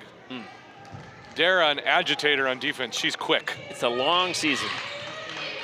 McKendra, Julie Hull, 3, right side. Can't hit it. Rebound down to Faith LaRoque. And Ellie Ortega tried to get around LaRoque on that one. They probably should have had a body on LaRoque. Alley dribbles to the right. Hands off to Garcia. Into the paint. 10-foot jump shot. No good. Rebound down to Ellie Ortega. Nice block out on LaRoque. Here's DeCampos with the ball. Underneath the Berkey. Berkey working on LaRoque. Kicks out. DeCampos for 3. Short. Down to Berkey. Berkey put back rebound. No good. LaRoque skies for it over Ortega. Gets the rebound. Providence with the ball. Up by 5. 7:54 to go. Jump stop by LaRoque in the paint. Can't hit. Gets her own rebound.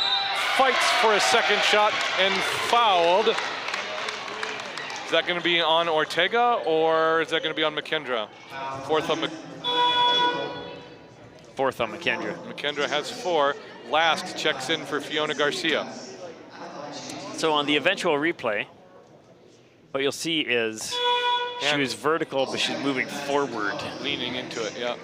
All right, Anderson checks in for Nevitt. LaRoque with 2 shots. 7:49 to go in the game. Providence currently up by 5. No, I thought that was going in. Hard off the back iron. LaRoque misses the first.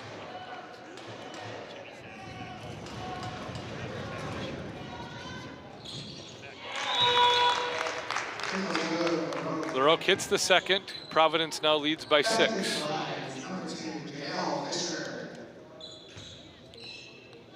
DeCampos and J.L. Fisher in the game. Hull pops out, gets the inbounds pass, avoids the trap lobs to DeCampos. Up to Fisher, press broken.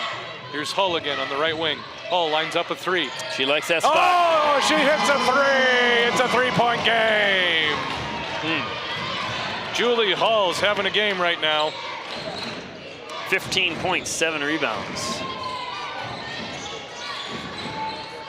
Adrienne Alley dribbles to her right, top of the key. Sydney Last, 3 over DeCampos. Hard off the back iron. Rebound comes down to no one in particular. Alley comes away with it. Dribbles out to the right wing. Resets the offense. Hassled by DeCampos. Now Sydney Last. Left-handed drive to the basket. Up and in. Sydney Last with the finish. Done a good job of staying in the game. Lob pass deflected, comes to LaRoque. Turnover generated on the press. Under 7 to go. LaRoque, finger roll, left side. Oh, did she get that to go in? 7-point lead for the Pilots. DeCampos, skip to Ortega. Ortega gets it to Berkey. Now Fisher and Hull. DeCampos wants the ball. She's all alone on the left side. Fisher, runner in the paint, no good. Rebound tipped, comes down to JL Fisher. Reset the possession. The defense, LaRoque tips a pass to Last, back to LaRoque. Can she finish? Left-handed layup, up, 9-point lead Providence, 6:24 to go. 4 timeouts each, maybe time to use one. There you go, Rachel Knoll. 9-point lead. Fortunes have swung toward Providence just a little bit in this quarter of basketball. A 12-7 run to start off. Since the half, 35-26, 11-point margin in favor of Providence, who is now shooting 7 for 20 on three-pointers, and Trinity's at 3 for 24. So there's your margin right there. Overall shooting percentage, very similar, and very similar free throw percentage as well.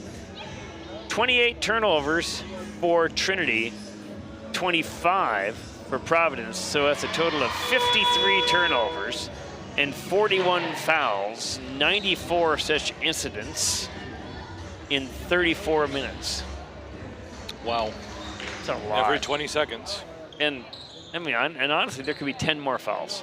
Just not very vertical, a lot of physicality. This is tired players trying their hardest is what this is. Yeah. Okay, Ortega comes up to meet the pass, gets it to JL Fisher. Cross-court pass to Julie Hull. Hull to Berkey. Now DeCampos. DeCampos fires a 3, short. Air ball, Sydney Last rebound. Last travels. If DeCampos could hit a couple of these threes, it sure would be a game changer. Yeah, and if she can't, you got to start getting Julie Hull free, because Julie Hull's been the one hitting shots. DeCampos is 0 for 7 from three-point land. Man. Poor Kayla. 6:06 to go. Trinity with the ball, but down by 9. She's probably 2 for 30 on the tournament, something like that. And it's just not typical. Berkey, just outside the elbow, now Ortega on the left side. Berkey, pump fakes, drives to the basket, bodied up by Lily Anderson, misses it. Sydney Last flat on the ground. That's 4 on Lily. Yep. All right, Berkey with 2 from the line can close the lead to 7 if she hits both. Madeline hits the first. So 4 on LaRoque, Last, and Anderson. Hits both, 7-point game. Providence, Trinity with the press on, but they are gassed right now. They really are. Last gets around and underneath Berkey. Throws a shot up, she's gonna be fouled by Fisher, and that's it for JL. Fisher.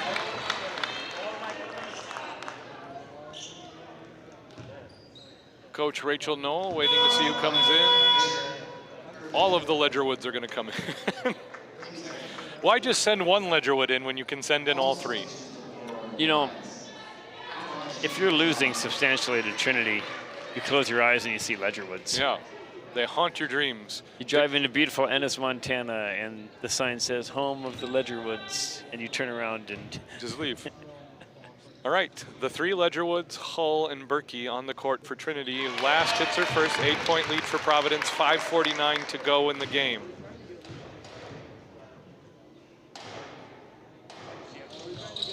Last hits both of them. Sydney's had quite the game after picking up 4 fouls in 15 minutes of action.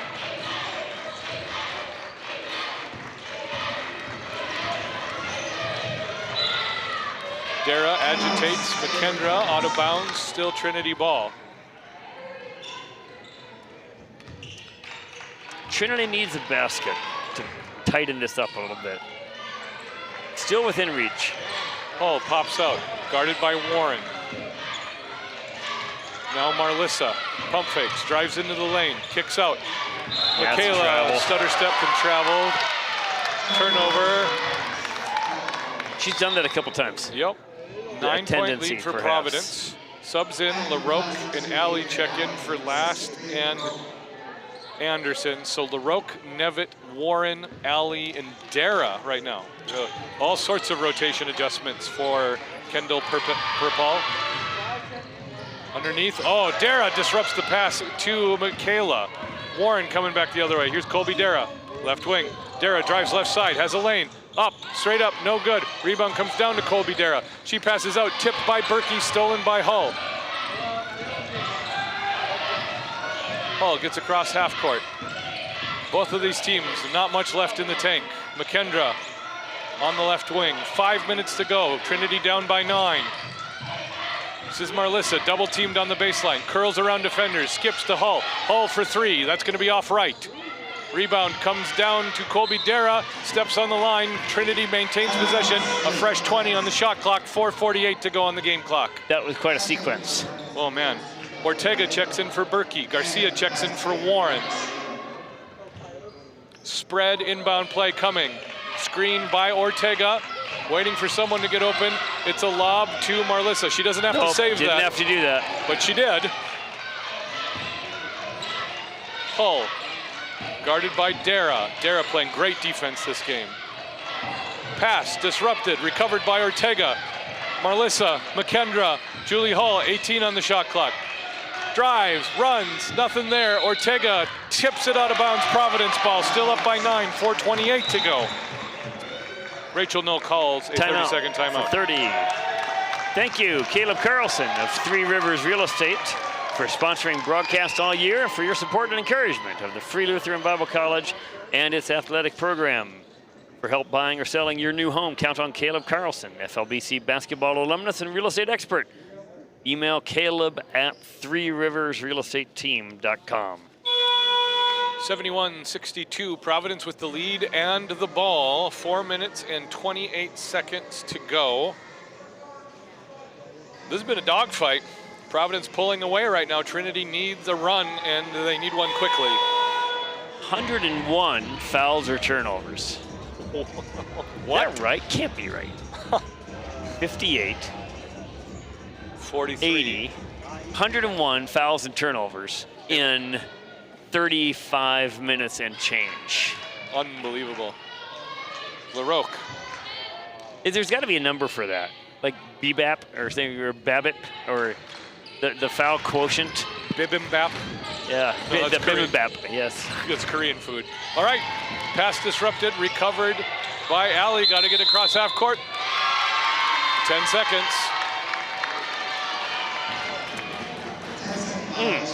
Good defense by Trinity. Keeps on digging deeper and finding just a little bit more as they try to claw back into this game. McKendra pops up for the inbounds pass.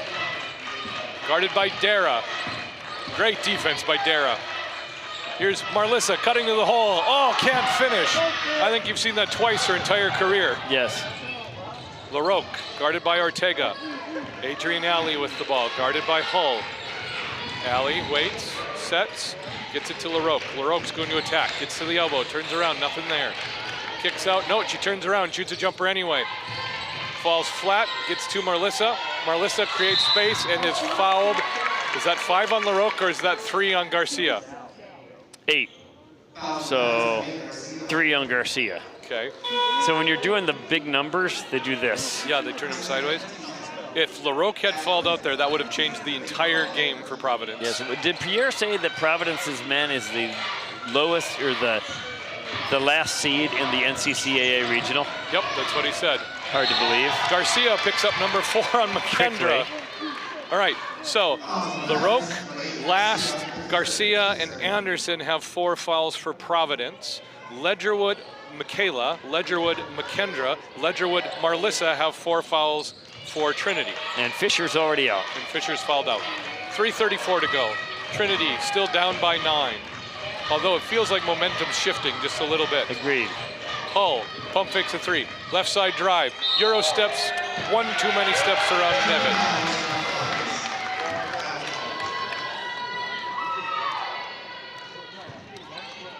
3:23 to go, and I say a momentum shift, and Trinity turns it over in 2 seconds. 104 fouls and turnovers.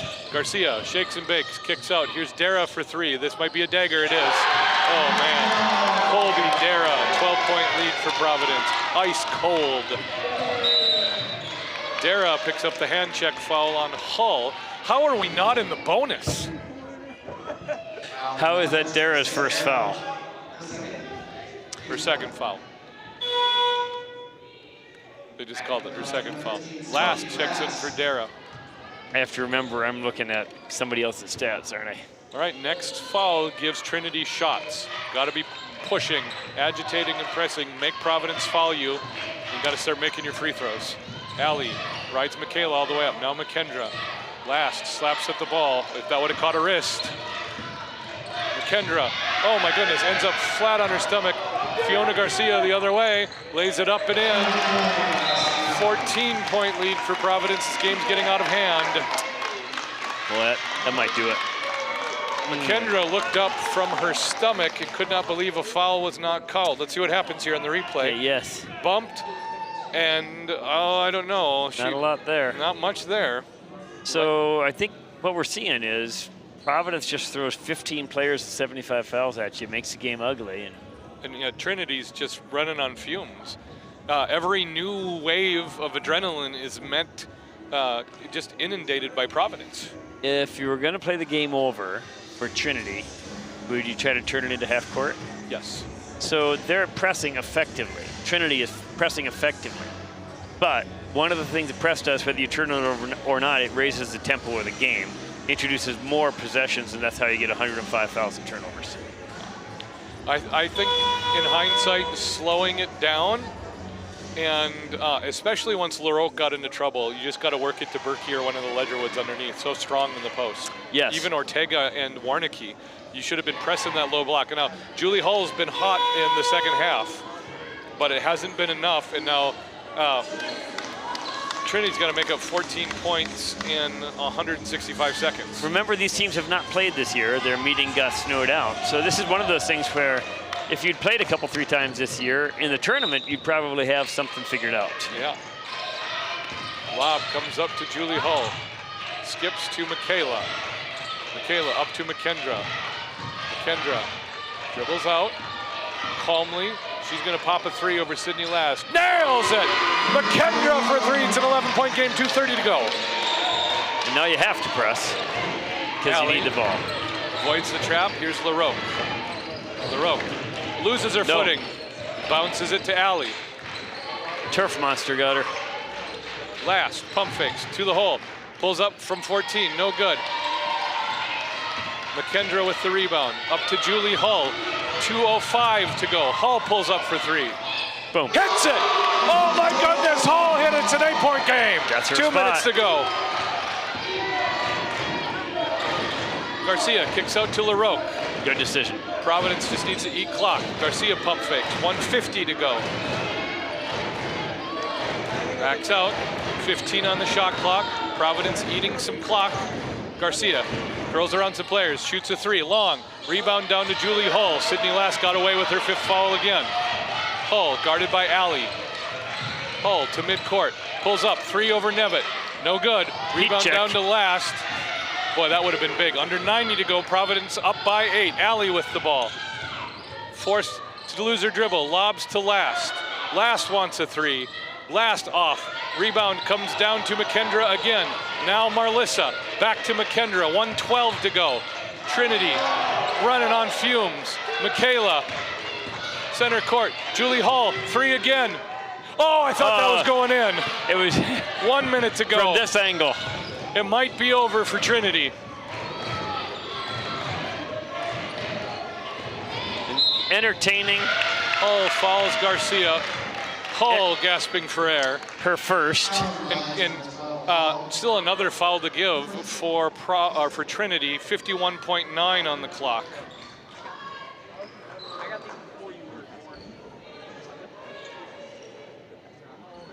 Allie lines up on the sideline. Hull to defend the pass. LaRoque flashes to the ball. Good defense. Here's Garcia. Michaela almost steals it. Garcia fouled by Hull again. And now both teams will be shooting free throws if there are any more fouls. Berkey checks in, rebounding purposes for Ortega. Berkey, the 3 Ledgerwoods and Hull. Those are your 5 starters for Trinity.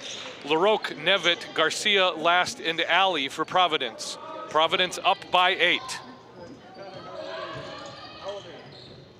Nevitt comes out for the ball, turns around, gets it to Last. Last runs into Marlissa. A lot of contact, no call, no bucket. McKendra comes down with it. 40 seconds to go. Last just fouled out. She's been working on that. She's been asking for it for a while now. McKendra will have 2 from the line, down by 8, 40.4 to go. Ortega to check into the game.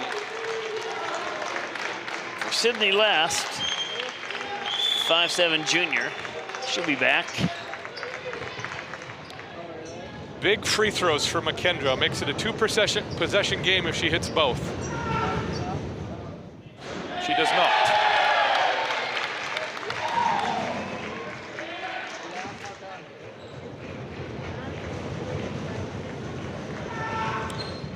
Hits 1, 7-point game.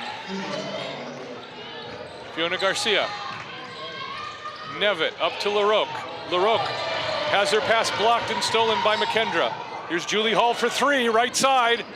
Buries it, Julie Hall makes it a 4-point game. 26. Garcia dribbles out of trouble, need to foul. Marlissa fouls out. Garcia will have 2 from the line. And I think our score is wrong. It is. Should be 76-72. Garcia with 2 from the line. Marlissa has fouled out. Berkey in for Marlissa. So Hall, after a very cold start along with the rest of the world, 21 points, 8 rebounds on 5 for 16 3-point shooting. Most of which from that one spot. Where Kirill Kaprizov scores all his goals. Garcia hits the first 5-point game. That one hurts. She can still only make it a 2-possession game if she makes this one.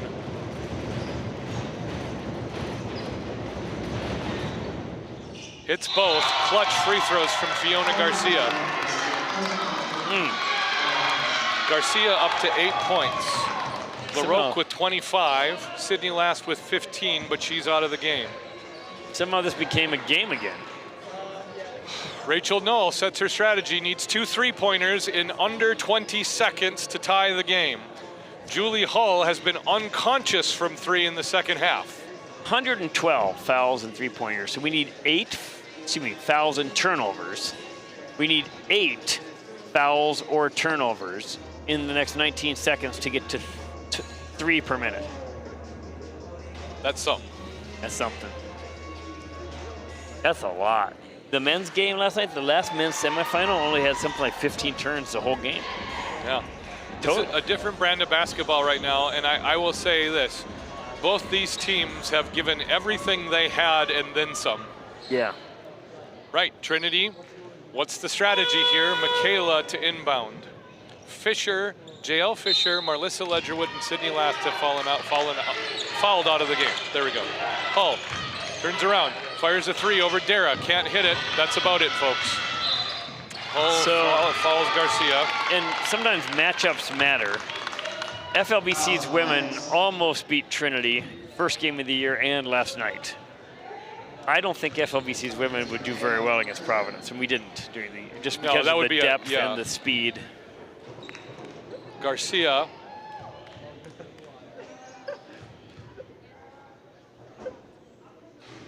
Hits the first.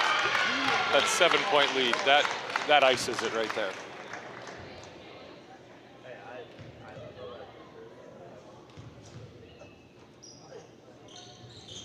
Eight-point lead.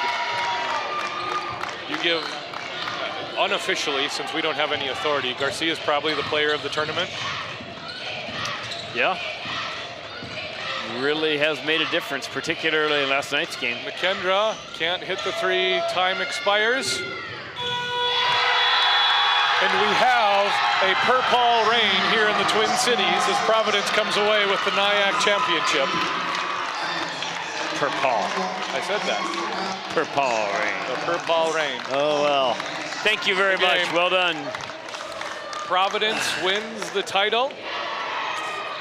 We're big with the officials. And in Sheboygan. Yes. Teams shaking hands.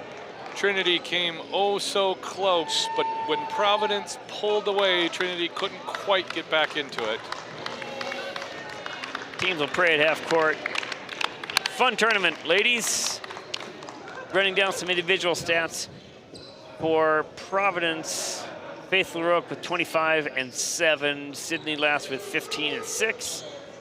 Fiona Garcia 10, 3 and 3. Adrian Alley 8 and 2 and 2. Colby Dara 7, 6 and 2.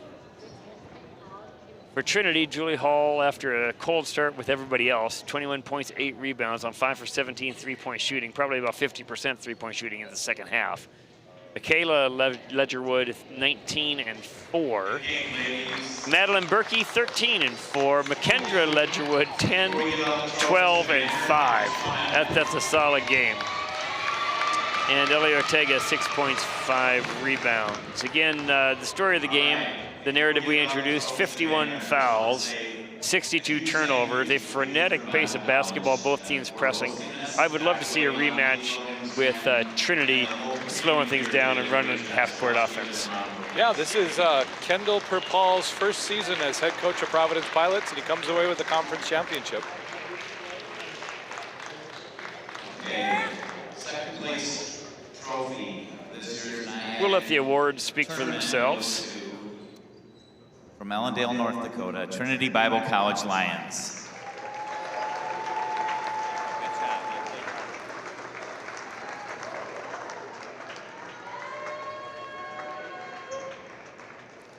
You guys don't want this, do you? Nice job. From Otterburn, Manitoba, Canada, this year's tournament champion, Providence University College Pilots.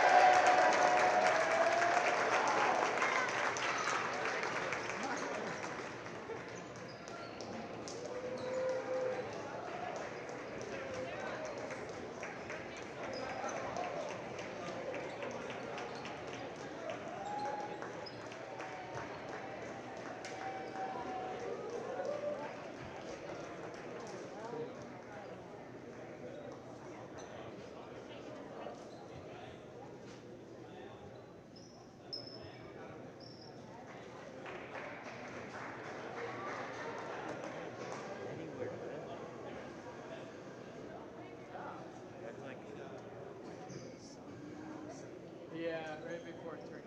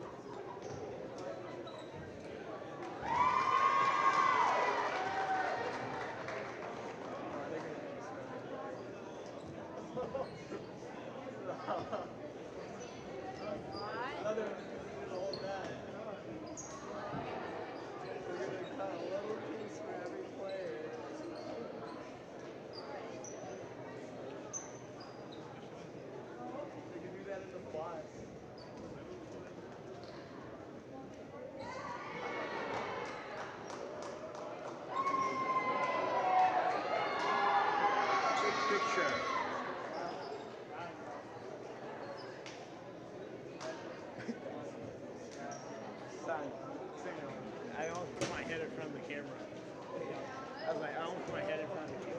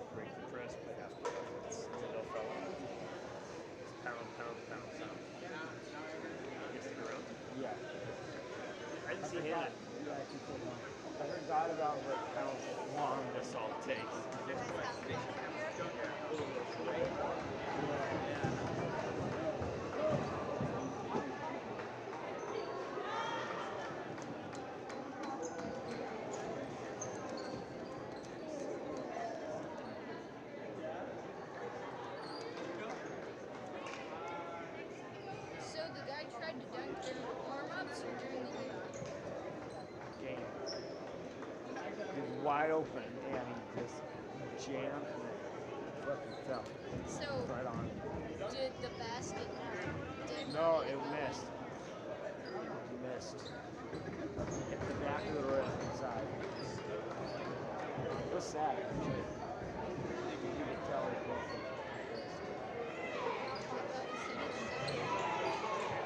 was shattered. Shattered supposed to be 2 years later.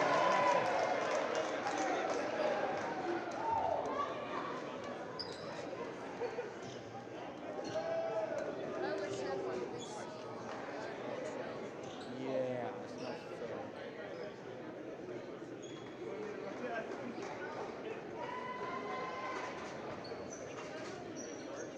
You ever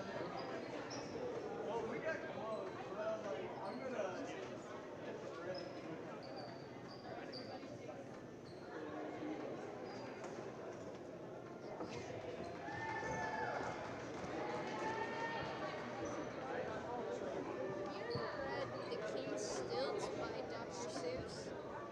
No. It's an interesting book. Yeah, It's a kid's book.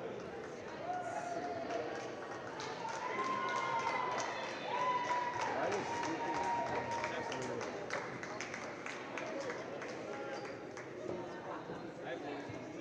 So they're probably going to put it up in We need to put one right there. Or there. We need to put one like right there. No, we should put it over somewhere else. Not on the wall. You also see them. It would look so good hanging right there. Look at those. Yeah, but those are like ads. Oh, time for the middle of the game. Let's see the ads on the wall. Howell's Air Center. Three Rivers Real Estate Team Cisco at the park. Food and service is shown well.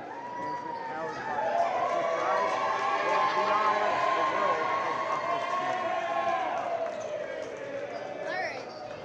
Where's the break go? Let's get back to the game.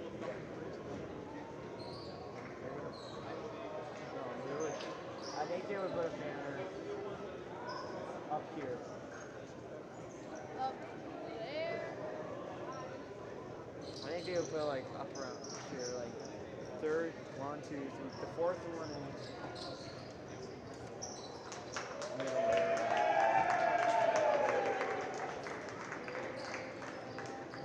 So I think CMU's best players are number 1 on the far left, and then number. He's just big. Yeah, but. One's pretty good. 10 is their best player. 10 is good at threes, but. It's kind of big.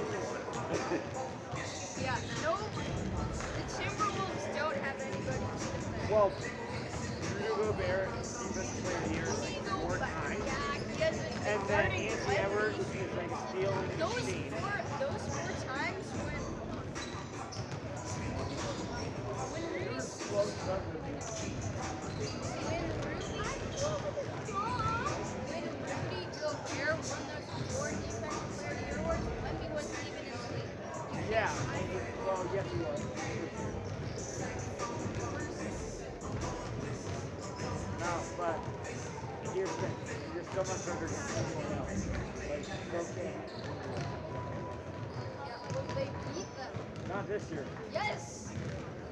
In San Antonio. Oh, yes, I remember. That was not barely. They were ahead by 25 points at halftime. Oh, what?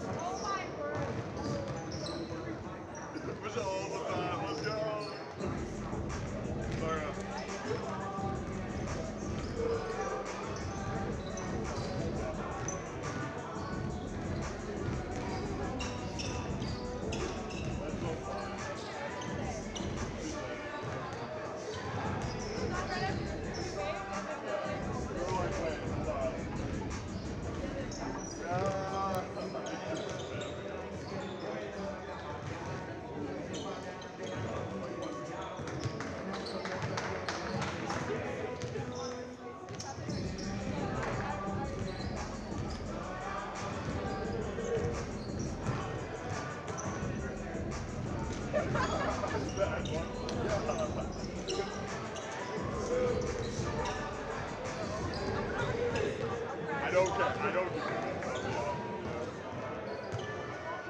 66 people are watching. Yeah.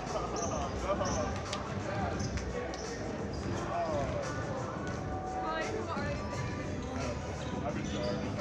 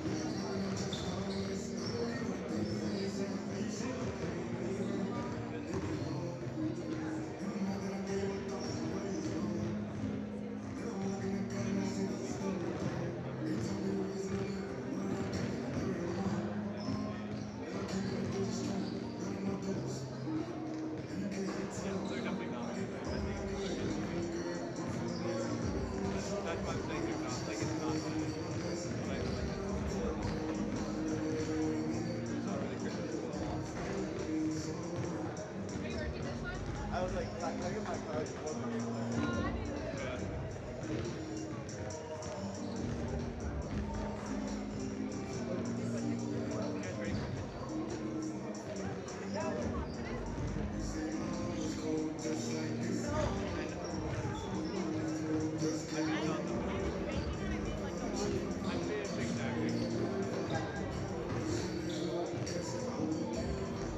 I was gonna do it today, and then I was like, well, honestly, if it's not too bad, like, I'm gonna read it on Facebook, and I've already. I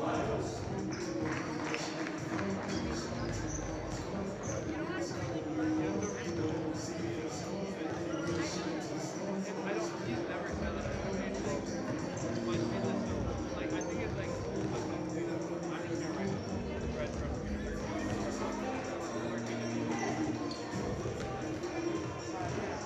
I mean, at that point, I'll put it in all right.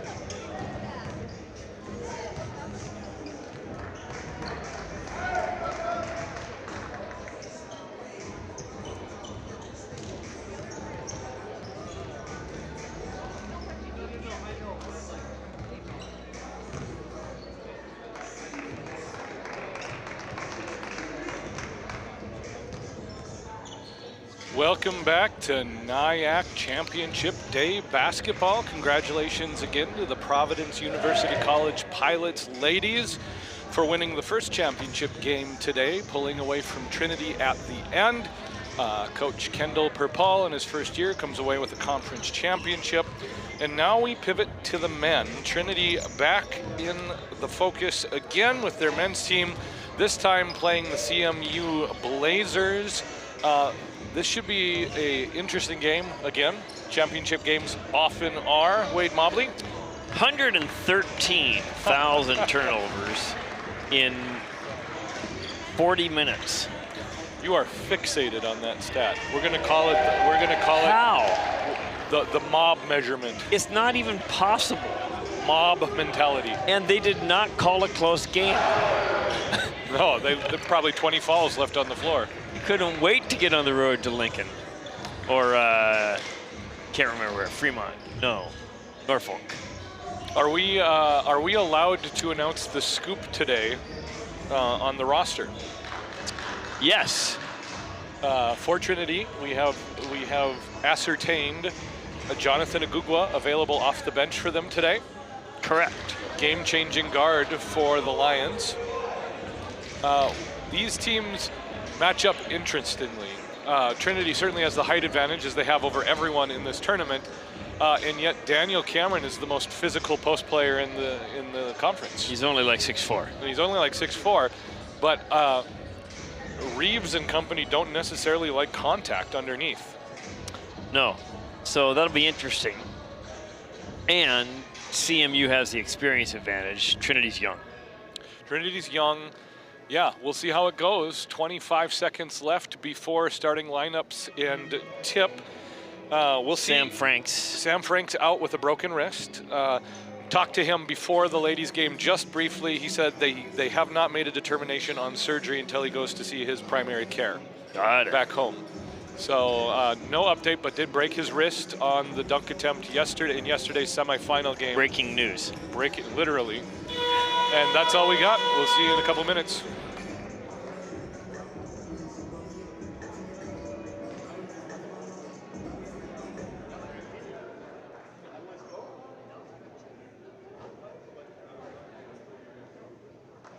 Welcome back to the Sooner Life Center here at the Free-Lutheran Bible College campus for our men's championship game between the Trinity Bible College Lions and the CMU Blazers. Please join us in a word of prayer.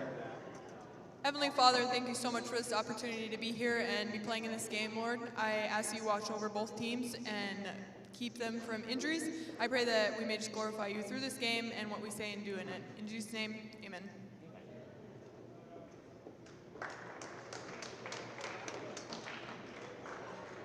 And now, let's meet the starters. First, for the visitors on the scoreboard, the Trinity Bible College Lions. Number 3, Giovanni Saldivar. Number 4, Arsene Metzger. Number 20, Anton Geller. Number 21, Damian Walters Jr. And number 24, Jordan Reeves. The Lions are coached by Jordan Knoll, assisted by Elijah Guerrero and Marcellus Mancarini. And now, let's meet the starters for the home team on the scoreboard, the CMU Blazers. Number 3, Marco Guerreri. Number 6, Lance Catapon. Number 7, Braden Fernandez.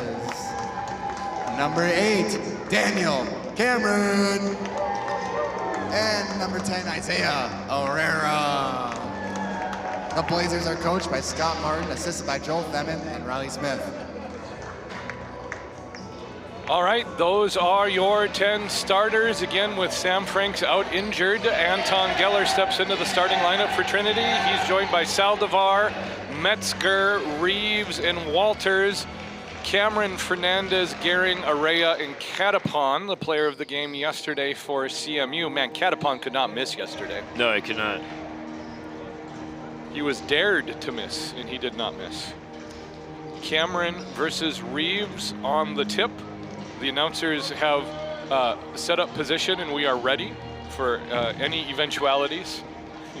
You got me? Thank you.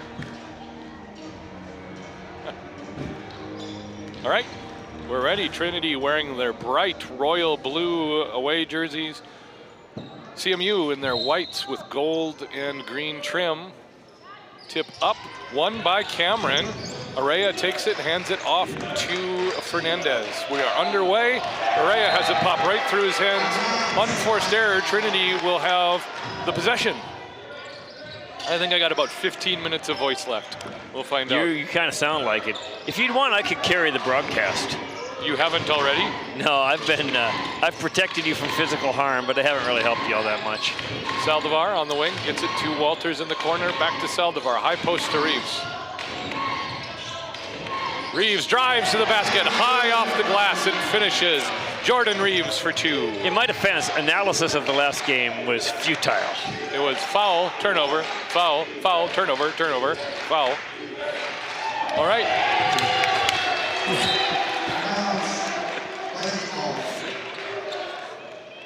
I was there for you.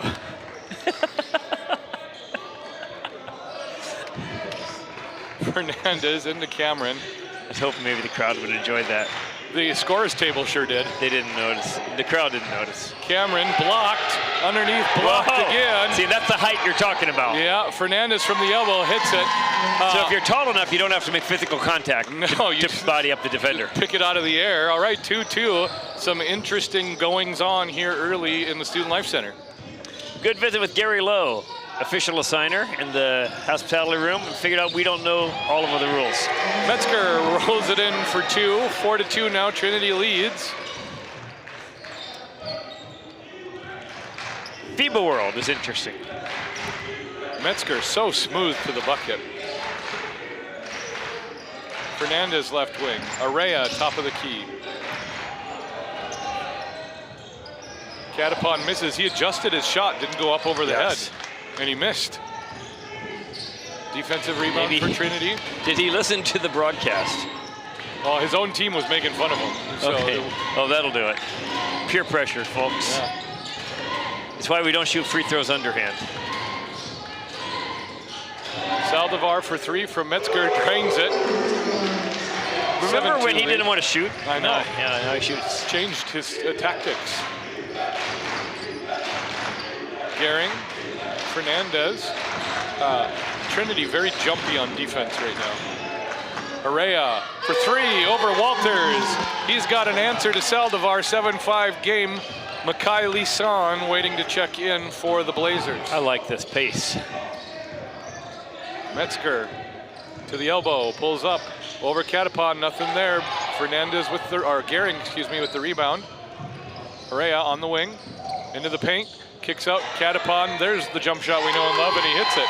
7-7. If it works. If it ain't Baroque, don't fix it. They're ripping on it. I love them. Team dynamics are hilarious. Walters, long 2, had wide open real estate in front of him. He settled for the very long 2 and it didn't fall. A drive there might have been better for Damien. And the very long 5 settled for the very long 2. Catapon hits it again. Wow. He's got a huge grin on his face, and just like that, CMU's up over Trinity 9-7. 4 points on technical merit, very little on artistic. Reeves, Walters, got your 2 big guys on the perimeter. Different, it's a different game. Metzger shuffle step, happy feet, no Penguins in the gym, please. Busted. Cameron and Gehring check out. Tomberly and DeLisan check in. Milan, good minutes yesterday. Both teams man-to-man. Good observation. Catapon into the corner, Fernandez. Recovers the errant pass. Catapon. Araya. Catapon cutting, pass behind him. Trinity with a chance to tie it. Here's Anton Geller in transition, kicks out to Reeves. Reeves for 3, too long. The 80s and 90s basketball fan in me is just going nuts watching this team. I know. So you've got the size advantage by far. You got to get in there. There are other people who can miss a three-pointer for you to rebound. And especially without Cameron on the court, you've got not only the size, but any post presence whatsoever. Just pound in, pound in, pound in. I mean, Tomberly's what, 6'3"? Ish. 6'2".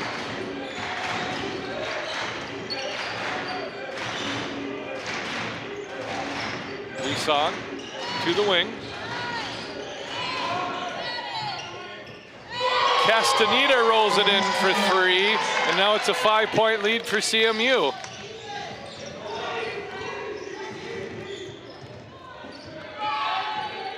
Metzger to Saldivar. Good defense by Lisan. Tomberly denies the post effort. That's how you shut down a post advantage. Tomberly scrambles around Reeves to tip the pass. Braden Fernandez for 3. It's 15-7, and CMU can't miss. No, they can't. So that's a 120-point pace. Yeah, that'll hold up. It will. Thank you for today's broadcast, sponsored by Cisco. At the heart of food and service, Cisco is the official food service provider of the Free Lutheran Bible College and Seminary, helping Chef Matt Peschel deliver delicious, nutritious meals for our students. Thank you also to Beyond Limits, Truestone Wealth Management, Three Rivers Real Estate Team, and Hales Repair Center for your support all year long. And this is it, isn't it? This is it. We go silent for 8 months after this game.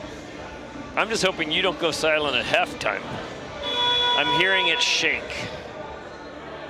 You have class tomorrow? Sure do, 3 hours. One's a midterm, so I'll get a break.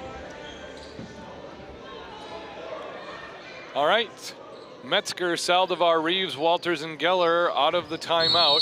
Tomberly, Catapon, Castaneda, Fernandez, and Lisan for CMU.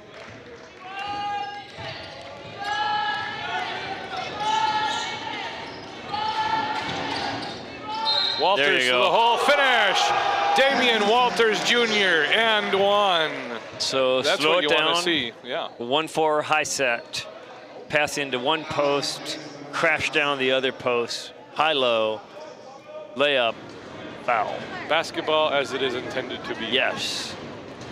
Walters can make it a 5-point game with Mink. And he doesn't. Tomberly gets a rebound.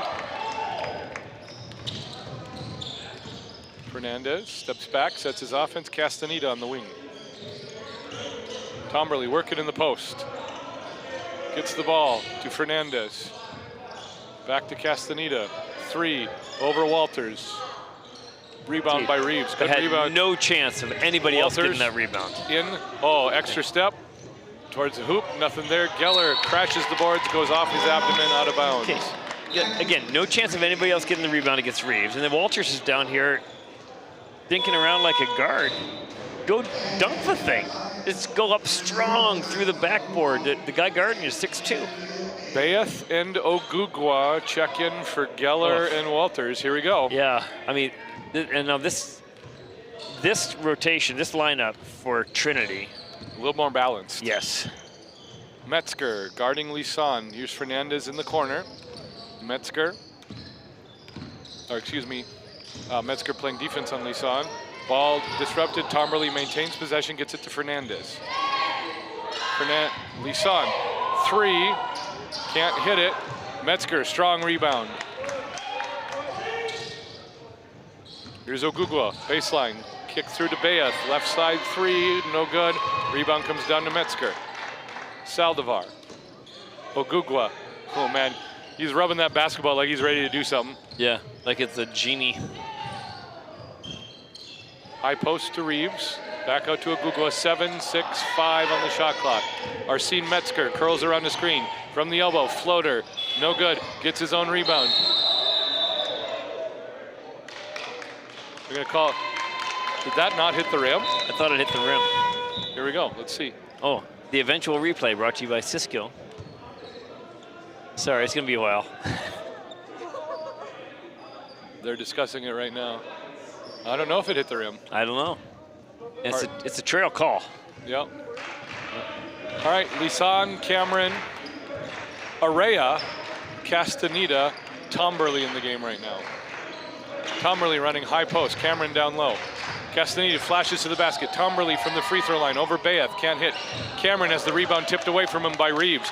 That height advantage is not going to serve Daniel too well if Reeves just keeps tipping it out of his hands. Metzger, Bayeth, Metzger. Just playing a 2-man game, not really doing anything with the ball. Reeves kicks up to Bayeth over Tomberly, can't hit the 3. Rebound Lisan. Under 13 to go in the first half. Araya, lob into Cameron, work it on Reeves. Cameron underneath, puts it in. Workman-like bucket for Daniel Cameron, 8-point lead for the Blazers.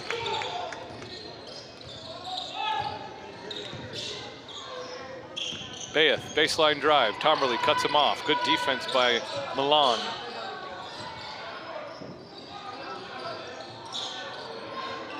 Ogugwa resets the possession. Corner, Metzger, 7 on the shot clock. Metzger loses the handle. Tomberly covers, gets it. Oh, timeout called by Scott Martin while Tom Burley is on the floor with the ball. 17-9, CMU leads, 12-18 to go in the half. 3 points for Saldivar. 5 points for Braden Fernandez, 4 for Lance Catapon. A hot tin roof. That's right, very nice. You've been waiting for that somehow. 17-9. Feels like we're just getting started. 8 minutes of basketball almost off the board. 9 points in 8 minutes. It's not exactly what Jordan Knoll expected. No.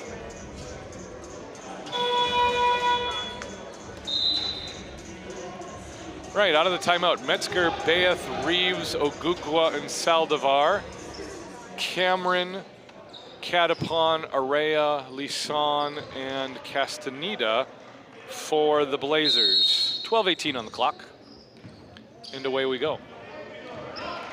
One foul called this game. It's refreshing, isn't it? It is. Maybe, what, 2 total turnovers? Oh, 7. Okay, a little bit off. But the Wade ratio, way down. Mob mentality, that's what I'm calling the stat. About 1/3 of what it was. Metzger lines up, uncontested 3, off right. Cameron gets the rebound. Oh, nice pass. Catapon can't get over Reeves, though. Cameron saves it, goes 5-hole on Bayeth, and Saldivar ends up with it. Metzger. Saldivar, guarded by Lisan. Lisan's a good defender. Yes, and a high ball screen with Reeves. That's going to be worth pursuing. Ogugwa steps back, 3 over Castaneda, off left. Rebound Cameron, reverse pivots, out of trouble. Gets it up to Catapon. Catapon to the left corner, reverse pivots into the paint, jump stop, kicks out to Lisan from the baseline. Gets Bayeth up in the air, can't convert the jump shot, and Makai Lisan will have 2 from the line with a chance to extend the lead to double digits. Speaking of 5-hole, did you see the Boldy goal, first period? I turned it on 30 seconds after he hit that. I saw the replay. There was ridiculous. Yes.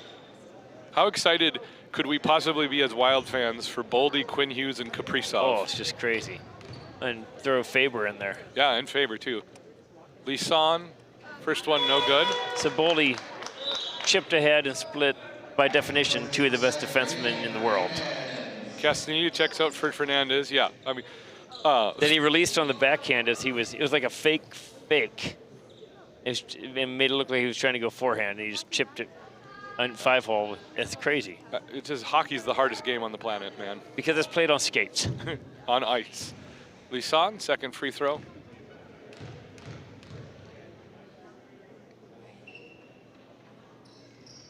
Hits it. 9-point lead for CMU, 11-10 to go. Saldivar, Ogugwa. Ogugwa is a fun name to say for an announcer.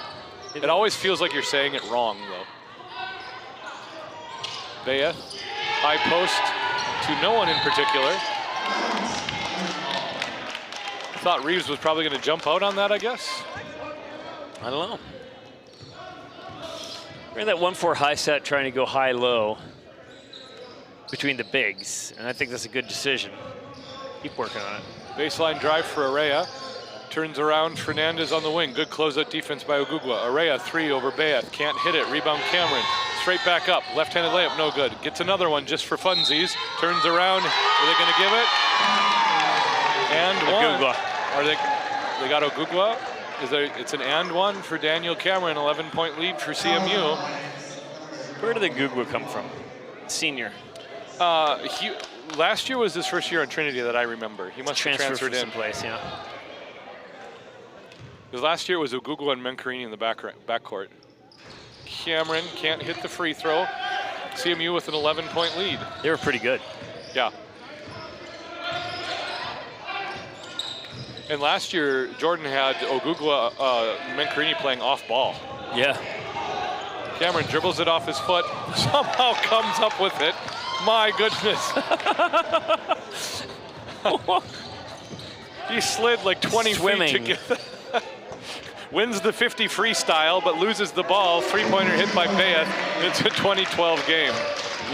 The splash and dash by Daniel Cameron still turned into a turnover.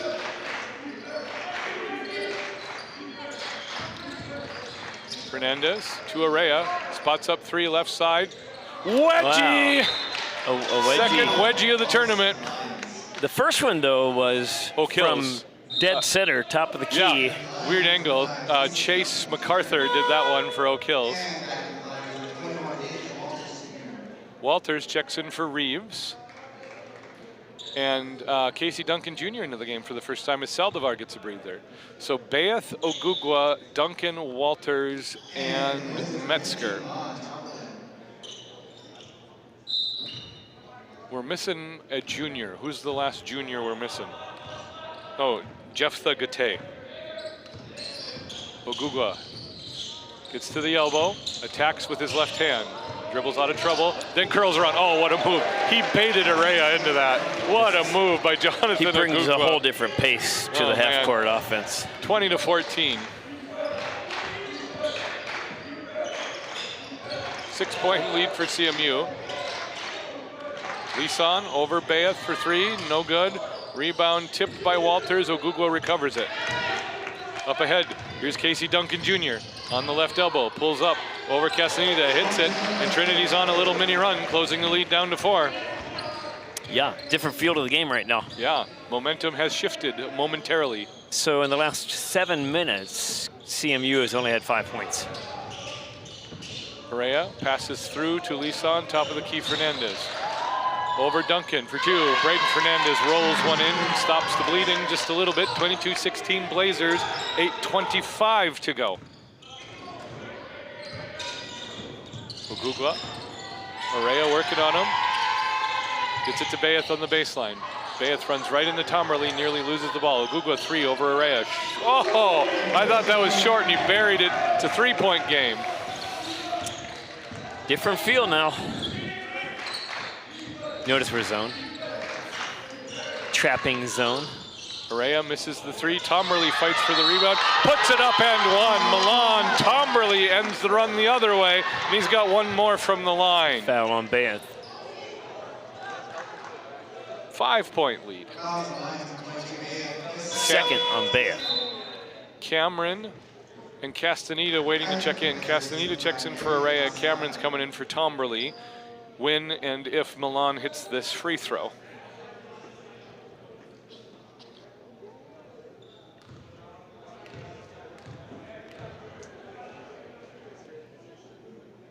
Milan does hit it. Extends the lead back to 6 as Daniel Cameron checks into the game. Reeves rushes to check in. He's going to pull out Bayeth. All right. Reeves, Duncan, Metzger, Ogugwa, and Walters. So Jordan Knoll going back to his Twin Towers with Cameron in the game. Look who else is on. Are you sure about that? I am very sure. Duncan, left elbow, gets it into Reeves. Reeves, bunny hook, misses it. Cameron with the rebound. Somehow I still think Jordan needs to be more aggressive with that post move. Yes. High post. Castaneda tries to bounce it to Cameron. Gets through. Cameron triple teamed. Kicks out to Castaneda. 12-footer from the baseline. No good. Rebound Duncan. Just like a short player needs to learn to put a little extra arc on the finish, a tall player needs to remember they're the biggest guy on the floor. Ogugwa misses three from the right side. Tipped out of bounds by Blazers. Lions maintain possession. 7:19 to go in the half.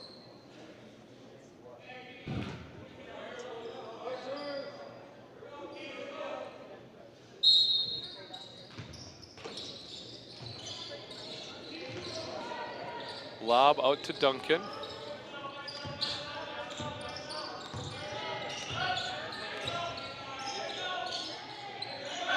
Ogugwa. 9:87 on the shot clock.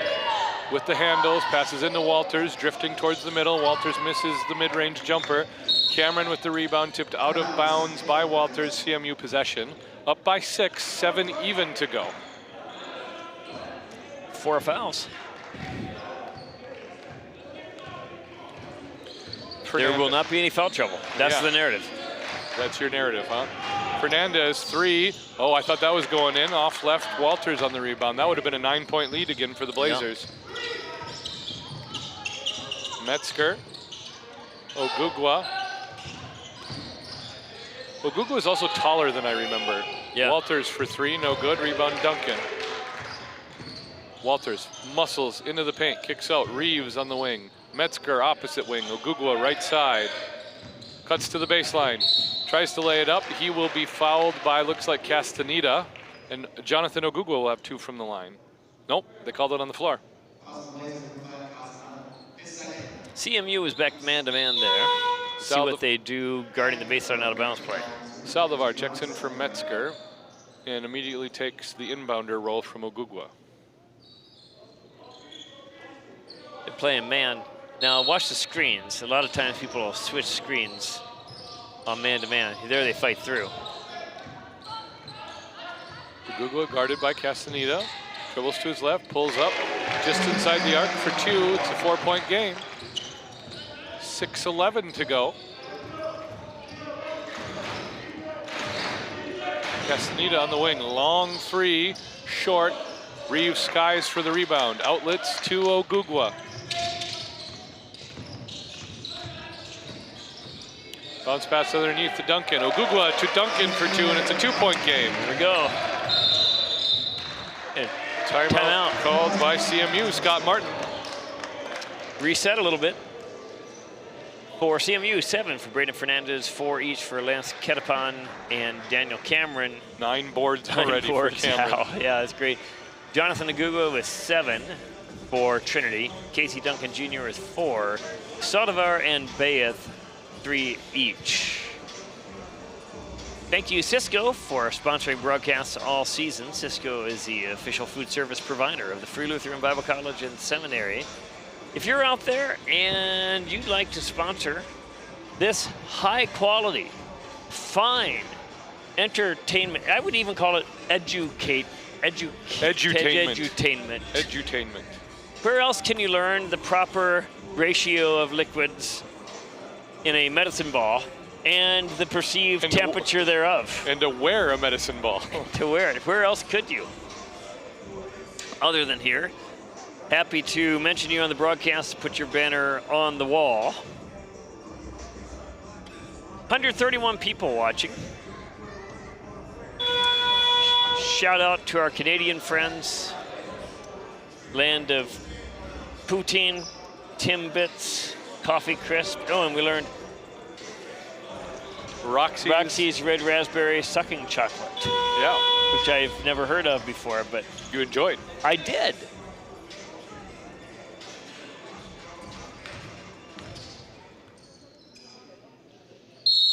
Catapon is checked into the game. Catapon, Fernandez, Castaneda, Lisan, and Cameron out of the timeout. Same 5 for Trinity. No subs made during that timeout. Fernandez, top of the key. Into the paint, kicks out. Here's Catapon. Back to Fernandez. Castaneda lurking on the left side. Catapon from the elbow. Nothing there. Rebound down to Ogugwa. Trinity has a chance to tie or take the lead. Duncan, head of steam. Can't finish. Rebound down to Lisan. Runs up ahead to Castaneda in the corner.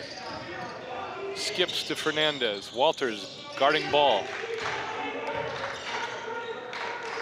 Now Lisan, Fernandez again. Castaneda left side, trying to get it to Cameron. They do. Cameron with the finish. Lisan to Cameron, 4-point lead for the Blazers. Under 5 to go in the half.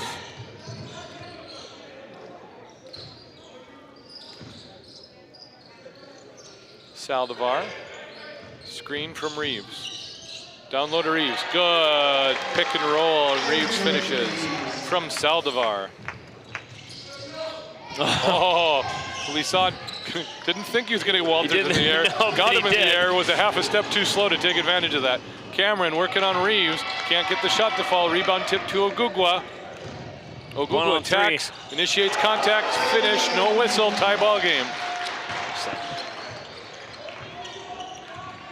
Okay, Fernandez with the ball coming the other way. Tie ball game, CMU's ball. Catapon gets it to Lisan. Now Castaneda in the corner. Cameron, low block. Lisan, 3, uncontested, drains Oh it. my. Mackay Lisan for 3.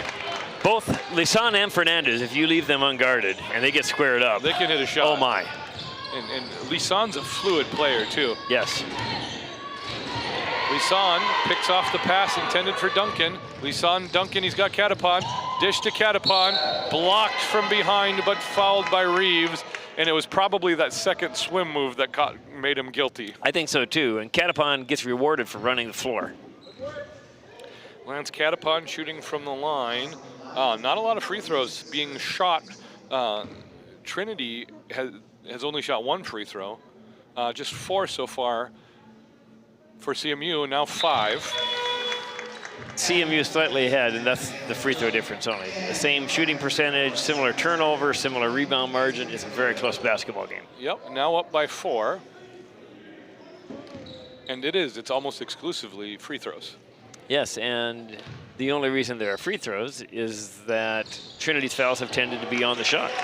So neither team anywhere close to the bonus might not get there the entire half. Catapon misses the second, and Trinity has the ball down by 4. Geller has checked into the game now. Casey Duncan back on the bench, Ogugwa on the bench, Metzger in the game. So these are Trinity's 5 starters back out. And in fact, CMU also has their 5 starters on the court. Reeves with the finish, nice and finish. 1 at the buzzer. Nice Jordan finish. Reeves finishes on the drive, and he'll have 1 more from the line.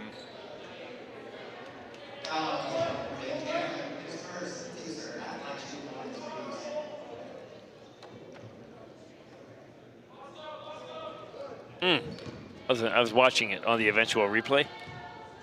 That was really a nice, strong finish. Nice take, good finish.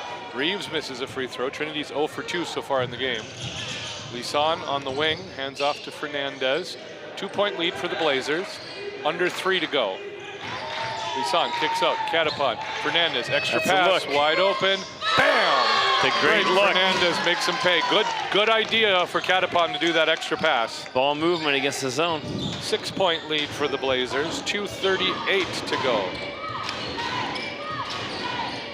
Saldivar ignores the screen from Reeves and dishes back out to him. Walters, 3 over Catapon, rolls it off the rim. Cameron with the rebound. CMU is going on a little bit of a run here. If they can extend the lead before the half, it will put them in a better position to finish the game. Araya, Catapon. Catapon enters it to the paint. Turn around, kick out. Araya over Geller for 3. Short, air ball. And Trinity will let that go out of bounds. Down by 6, 2:05 to go in the half. Araya is an excellent shooter, just a little bit off the mark on that one. He's been cold for a while now. He's 1 for 5 from 3-point range. All his field goal attempts, in fact, have been 3-pointers. And he has 3 points. Amazing how that works. Yeah, good math. Geller, high post. Oh, nice pass to Nice Reeves underneath. pass. Reeves with the finish. 4-point game. Three-point game, excuse me. He set up like he was going to skip the ball opposite and dump the ball down to the low post. Rhea.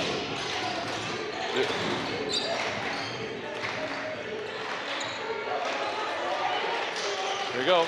On the elbow, Catapon kicks out to Araya. 3 over Reeves. Isaiah can't hit it again. Metzger chases down the defensive rebound, but saves it to Cameron. Lisan spots up for 3, a little bit long. Can Araya chase it down?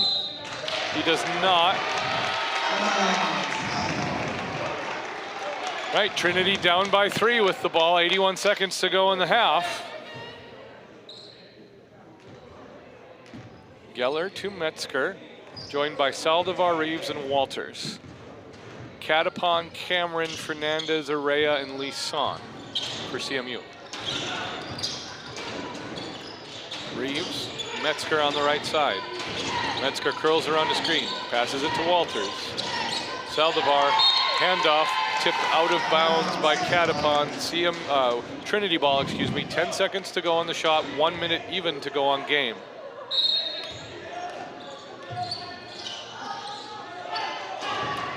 Metzger in the backcourt, gets to the elbow. Reverse pivots, gets it to Reeves. Reeves with a runner at the buzzer, no good. Rebound Cameron. Oh my goodness, how did Cameron keep his pivot foot on that? I'm not sure. 11 rebounds Strong now for player. Daniel. Yeah, knows what he wants. About 20-second difference between shot and game clock right now. Fernandez spots up right side 3, off right, Saldivar. Now there's 3-second difference between shot and game.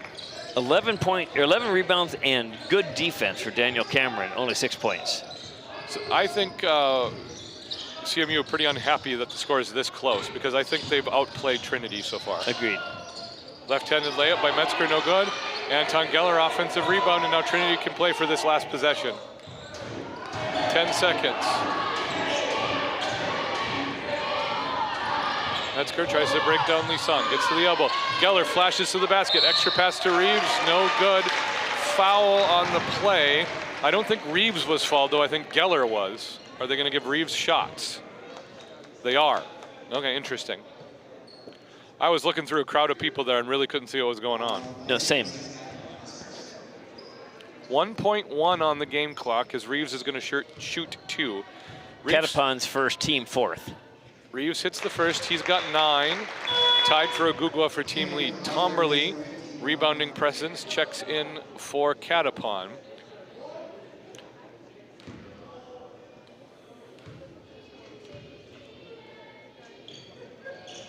Reeves misses the second. Cameron calls timeout. No. Doesn't. He Just tried held it to get his 12th rebound. I thought he was going with the tee on the ball. No, he was, this is my rebound. This is not your rebound. Oh, so 12 rebounds for Cameron, 6 points. Wow.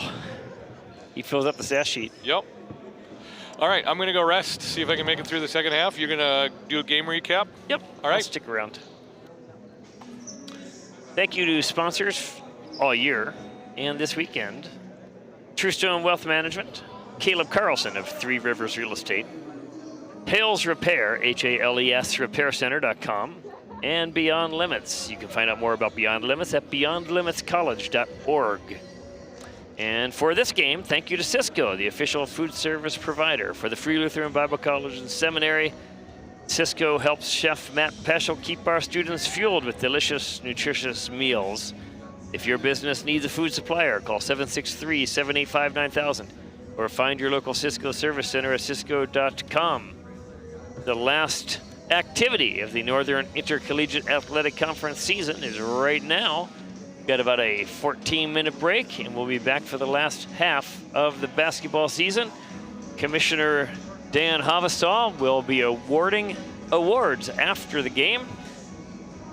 Runner-up and championship trophies and banner.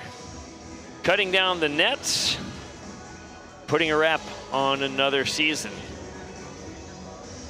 Earlier today, Providence University College captured the championship with a hard-fought victory over Trinity Bible College. And those same Trinity Bible College Lions taking on CMU, the #1 seed, right before us, with CMU leading 34-32. A whole bunch of people make this possible, and I will run down some helpers later, but right now production assistant Laura Impala bringing me official game stats. Thank you, Laura. Official game stats, 34-32.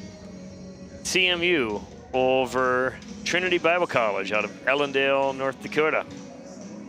Let's see what we have. 9 points for Jordan Reeves to go along with 4 rebounds. 9 points for Jonathan Agugwa, also 4 rebounds. For CMU, 10 points for Braden Fernandez on 2 for 4 3-point shooting. Braden also has 4 rebounds. Daniel Cameron, as has mentioned, 6 points, 12 rebounds.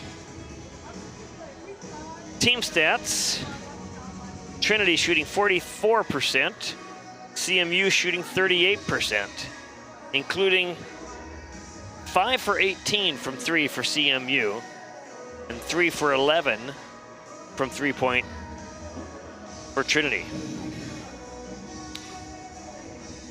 Points off turnovers, 8-6 in the favor of Trinity. Second chance points, 7-3, CMU over Trinity. So you add all that up, we've got a really close basketball game and should be an exciting second half. We'll join you right back here in about 10 minutes. Thanks for joining us. in the Student Life Center on the campus of the Free Lutheran Bible College and Seminary for Northern Intercollegiate Athletic Conference basketball.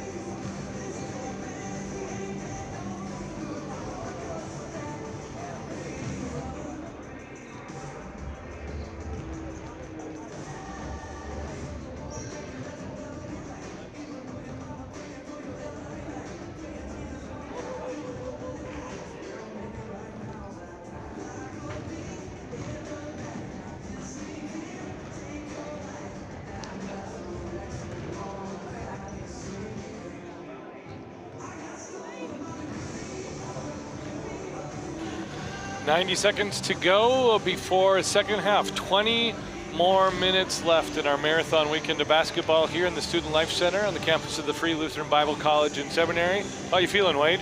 Pretty good, Wet Denim. Wet That's your Denim. nickname? That's my rapper name? No, I'm doing all right. I will admit, I mean, if we had another 4 games tomorrow, I probably wouldn't be totally up for it. I've enjoyed it. This is about right. Always enjoy it, and we'll look forward to next season. We haven't talked about this at all, but that's the way we prepare. Yeah. Any desired improvements for next year in our broadcast season? Would you like a plexiglass shield? I'd like an expense account. Yeah.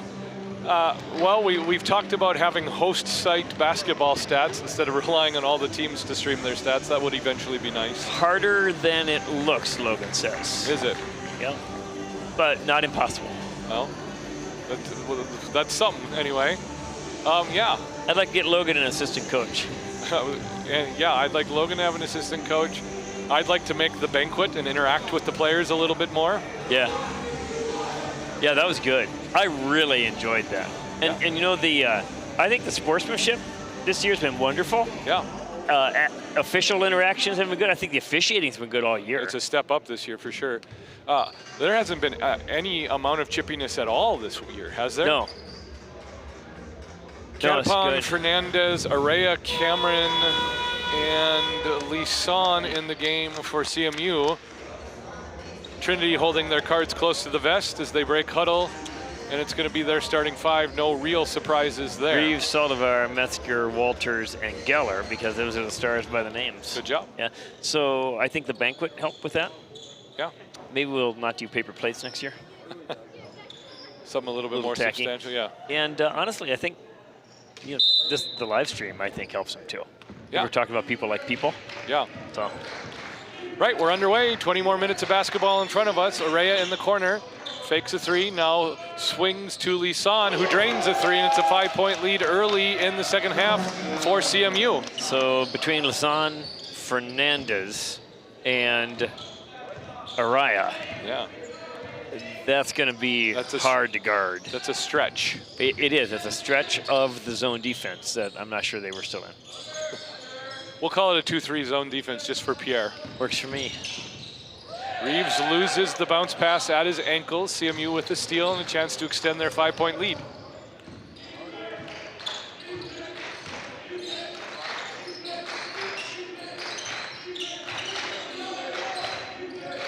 Araya left side, spots up a 3. Oh, Walters got a piece of it that time. Araya with a really slow release. 1-on-5.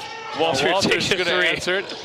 He really wanted that answer. Geller, good hustle down to get the offensive rebound. And he might have gotten a hand to the face, too. The Micah Moen Doppelganger Award. Yeah. Saldivar, Walters, Metzger, Reeves, and Geller. They got all 5 touches.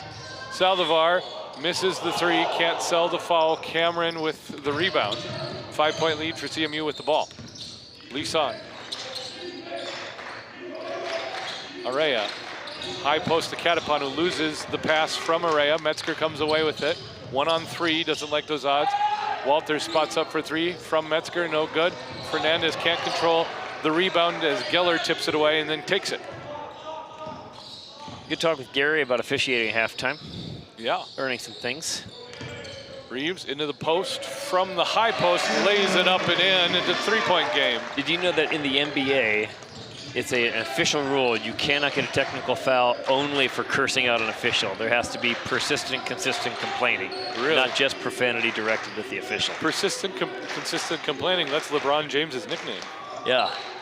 So you can say anything you want to an official, and that alone won't get you a technical. Wow. Araya hits the 3 this time, and it's a 6-point lead for CMU. Now CMU can do that. That's 3 possessions. 2 3-pointers made, 1 tipped by Walters. It turned into a run out. Metzger walks up and drains an answer 3, and it's a 3-point game. Inside 2. Oh, he toe on the line? Yep. 4-point game. He's just going with the flow, man. Araya takes the pass, now Catapon on the wing. Skip to Braden Fernandez. High post, Catapon, fadeaway jumper, doesn't go. Cameron putback, doesn't go. Reeves rebound. Daniel doesn't miss too many of those putbacks. No, he doesn't. He's a good finisher. Walters. Reeves directs traffic, then hands off to Metzger. Tries to screen somehow. Didn't really work. Low block, Geller, flashing Reeves. Bunny hook, good. 2-point game. So on our floor, we have the greenish line for high school. Yep. The yellow line, which is no longer used by anyone. It's like the yellow light, which is no longer used. And the red line for college. Cameron, left-handed bunny hook falls this time. 4-point lead for the Blazers. So that yellow line is just sitting there hanging out doing what yellow lines do until we redo our floor some year. They're going to invent, Metzger up, left-handed layup, no good. They're going to invent LED floors, aren't they? Probably. Like they've already got that, what's that thing called in Vegas, that whole dome that? Like, Sphere. The sphere. That's no, it. not the sphere. Sphere. We're going to, that sounds a little bit too much like Californians talking about their highway. No, that's the 101. Sphere, the 101. The 101 freeway. That's what they don't say. Don't get us started on the use of the definite article with our school. The Ohio State University. Not even I know what we should say. 4-point lead for the Blazers, 15:30 to go in the game. Catapon, guarded by Saldivar, gets it to Lisan.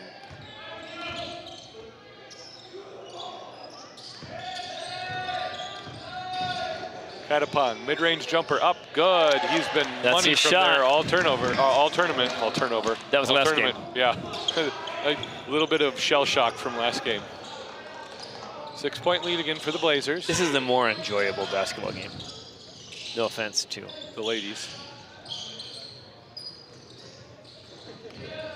Just Trinity, a whole lot of perimeter ball movement.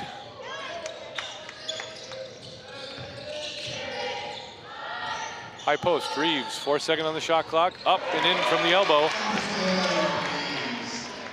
Just hanging around. Agugwa and Thali. Is that right? Bayeth. Just go with Bayeth. Gehring and Tomberly waiting to check in. Oh! Fernandez hits the three. It's a 7-point game. So now they're going to have to go back man-to-man or something just to give it a little different look so CMU gets off their spots.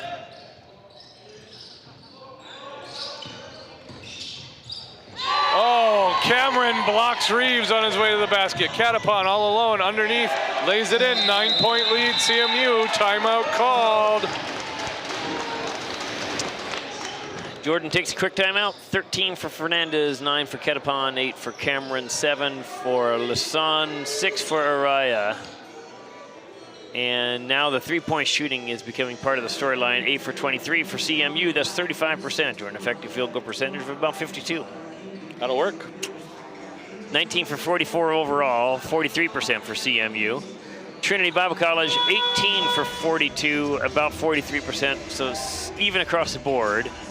Similar on free throws, big difference, 8 for 23 three-pointers versus 3 for 15 three-pointers, and there's your 5-point margin-ish. It's 9, actually. 9. 9 is like 5, but different. It is. So when you go home, Jason Goodham, yeah, what's your strategy for not talking? I'm gonna close the door to my bedroom, turn off the lights, and lay in my bed. And if I call you? Won't answer. Ogugwa into the game with Bayeth. Left side drive, loses it, out of bounds. Good defensive possession for CMU. Tomberly and Gehring have checked into the game. So it's Cameron, Fernandez, Gehring, Tomberly, and Araya, Bayeth, Ogugwa, Reeves, Saldivar, and Metzger. During the Providence ladies game, former Providence Pilot great Joshua Lamoureux was in attendance. Oh, yeah. Got to talk to him. Cameron drives, lays it up and in. 51-40. Got to talk to him in Pierre before the ladies game. All coming back for their 5th year, Braden Paul. Could be. Braden Paul? Riley Paul. Riley Paul. Every other kid's named Braden today. Metzger. Bayeth in the corner over Tomberly. Answers. That was big. Bayeth likes that corner shot. 8-point lead now for CMU. That's such a big three by Bayeth. 13-10 to go in the game. CMU with an 8-point lead. It just doesn't feel like an 8-point lead. Cameron in the paint. Turn around. No good on the layup. Rebound Bayeth. Here's Ogugwa. 1-on-4. He likes those odds. Pull up for a three over Gehring. Way off left. Air ball out of bounds. So, I know that's modern basketball. Sure is. You can get that shot anytime you want. Why not run some offense for, you know, try to get 15, 20 seconds? You are carved from an older cloth. That was a good look, and if it goes in, whatever. Cameron backs in Reeves. Left-handed hook, no good. Tomberly, good, strong offensive rebound. Fernandez trapped, right back to Tomberly. Tomberly gets to the baseline. Sweet little pass to Reeves, bounces off his stomach, gets it back, and he'll have two from the line. I don't think Reeves was expected to be passed to on that. No. So does Reeves get an assist on that? Why, that would be an insulting stat. Like, it would be. Defensive contributions to buckets. Anthony Edwards would be high in the league. Tomberly misses the first. About 2 weeks ago, Anthony Edwards had a game. Yeah. He scored 35 points. Yeah. And was minus 33. That's remarkable.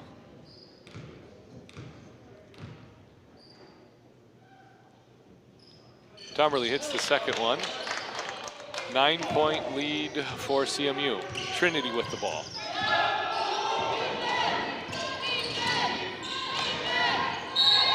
Ogugwa fouled by Araya on the perimeter. That'll be Isaiah's first. No one in any foul trouble of any sort. Castaneda, I guess, has 2. 3 for Bayeth for Trinity. I had to make that call because the possession was about to change. Otherwise, you can let it go. Metzger all alone for 3. Doesn't hit it. Rebound down to Marco Gehring. All it's going to take is a couple of those to fall, and it'll be a little tighter. But the problem is they're not falling. They keep shooting, and CMU is hitting.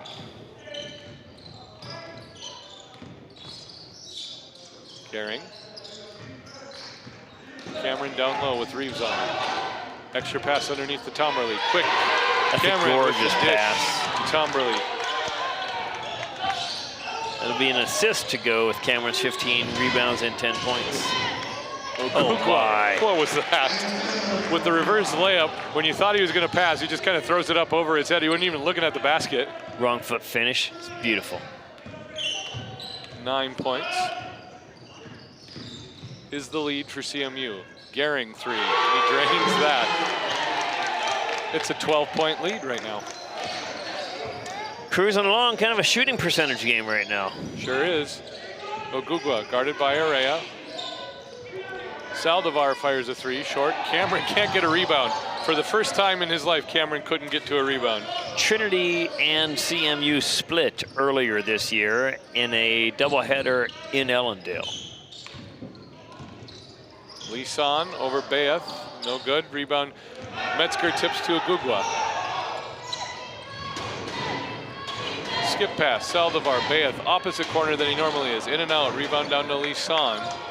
And if Trinity is going to insist on shooting and not making shots, CMU is going to run away with this pretty quick.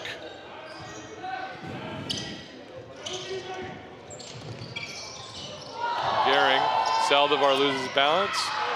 Shot correction dribble, can't hit it. Now lobs into Cameron. Cameron attacks Reeves underneath, left-handed layup, no good. Gets a rebound, up, foul. 4 on Bayeth. This game does not have a we can come back from 15 downfield. No, and it's losing its sense of flow, too. Yeah, it is.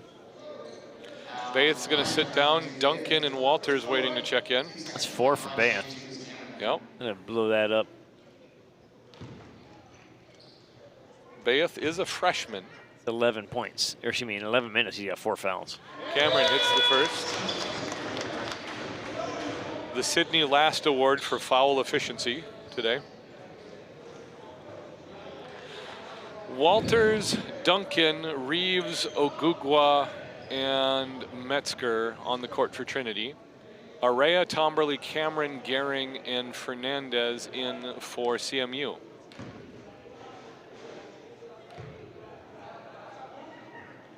Cameron, the lefty, hits another one. 14-point lead for CMU. Is that their largest of the game? Yep. Okay, Trinity, run some offense, get a good shot, pound it in. Remember that size advantage we have? High post Walters, it's looking like they're trying to. Look low, there you go. Reeves took a while to cut on that, and Reeves finishes, just like they should be doing. So how are they gonna guard that? Well, you do that until they adjust the defense to stop it, and then you figure it out from there. It's like Tecmo Bowl. You only need 4 plays. You probably got 6 more points off that play before they start figuring it out. Baseline jumper from Catapon, man, he can hit the mid-range. And I don't know how they're gonna figure it out. You gotta get Cameron back in, but even then there's a size disadvantage. That's good. That's good. See that's good. Downhill. Now 20 seconds short reset. Baseline out of bounds. Walters was attacking at the elbow, fouled from behind by Catapon. CMU man-to-man. You can get a couple screens or a screen the screener. Big size advantage. Should be able to get a good look here.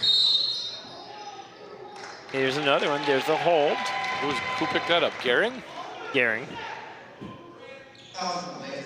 Gehring. Well, that's 2 fouls in 1 possession for CMU. And do this again. Maybe a slightly different play out of the same set. Nope, same play. Duncan gets free this time. Mid-range jumper short. They're just not hitting any jumpers. No, they're not. But okay, but again, that's a good shot, but it's a little fadeaway.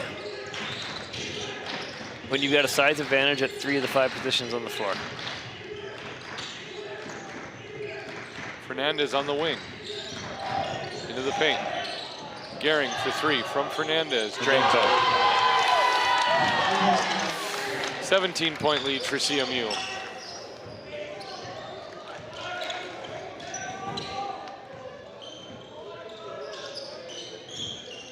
You need scheme when you can shoot 3s, huh?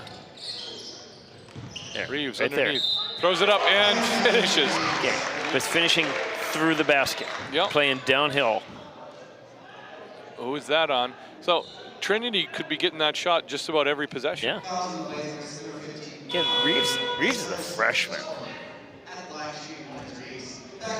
So freshmen on this team seeing minutes. Metzger, Duncan. Franks is a freshman. He's out with the broken wrist. Geller's a freshman. Bayeth is a freshman. Gitay.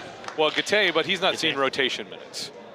The guys I just named are seeing rotation minutes for Jordan Knoll. Trinity's going to be a problem for the next 3 years. 15-point lead, 8:44 left. And the problem is with all of my talk about offensive efficiency and pounded in, and we're really just like 3 3-pointers made at this other end from who cares. Yeah, and so this is happening 6 minutes too late for Trinity. They're down by 15, and now you talk yourself into needing to shoot 3s just to get back into the game, and you're not hitting 3s. And yes, and that's how they got this 15-point deficit or 17-point deficit. Yeah, and just because you can shoot a 3 doesn't mean the 3 is always the right shot. You take a shot because it's a good shot, and if it's in range, uncontested, and on rhythm, go for it. But if you can get that shot anytime in a shot clock, why not get some ball reversals? I have never seen, I don't mess with this stuff every day, but there's very definitely a correlation of scoring on ball rotation. But I would like to know if there's an offensive rebound correlation for ball rotation. Because you got your whole team crashing towards the reversal. Yeah, interesting. Okay, so then your scoring percentage goes up, but so does your efficiency doesn't go up, but you get more possessions in the game, as well as your efficiency going up because you're reversing the ball. And I've never studied that because, you know, we like do other things for a living. We do. There's several. Araya sits down in favor of Castaneda. Doing a youth retreat in Pittsburgh. Ruthrid? for Colton Cox. That sounds like fun. He said, "Yeah, no, I can do that." He said, "Tell me what you want me to present on, passage, whatever else." He writes back, Could you do some of the stuff you did for apologetics and Christian thought and kind of do it at a high school level and introduce us to that stuff? Great. Yeah. Nobody lets me teach. Nobody lets me teach on like Romans anymore. Yeah, I know the feeling. Once you get into apologetics, you can't get out. So we got a ref conference talking with Gehring. We got blood on a jersey? Maybe he spilled a medicine ball. Yeah. Logan's got some wipes going on, so I'm guessing we got blood on a jersey. Okay, so it must be dinner time because Trinity's women's team just walked in with Qdoba and thou shalt not covet thy neighbor's burrito bowl. Isaiah Arrea, something happened to his jersey. We got a wardrobe malfunction. And he's now number 2. Okay, so we're all waiting for that player, and Gary's saying, you got to play ball. No, you got to play. Got to play. Back to life. Got to play. And so they stopped the game for a guy who was officially out of the game. And now Reeves is going to shoot his and one. It was a Gawker slowdown for blood on the jersey. That was great. Reeves hits the end one. Good job, Reeves. Just completely taken out of the flow of everything, and he still hits the end one. Arrea is going to sub back in for Castaneda. Switch numbers. There it is. 20 years ago, we would have been faking traffic reports. Yeah. Chopper 5. I thought turkeys could fly. So good. WKRP. All right, they're still forcing him to sub because there wasn't a play. He couldn't sub in because there wasn't a play. He has to be out for one.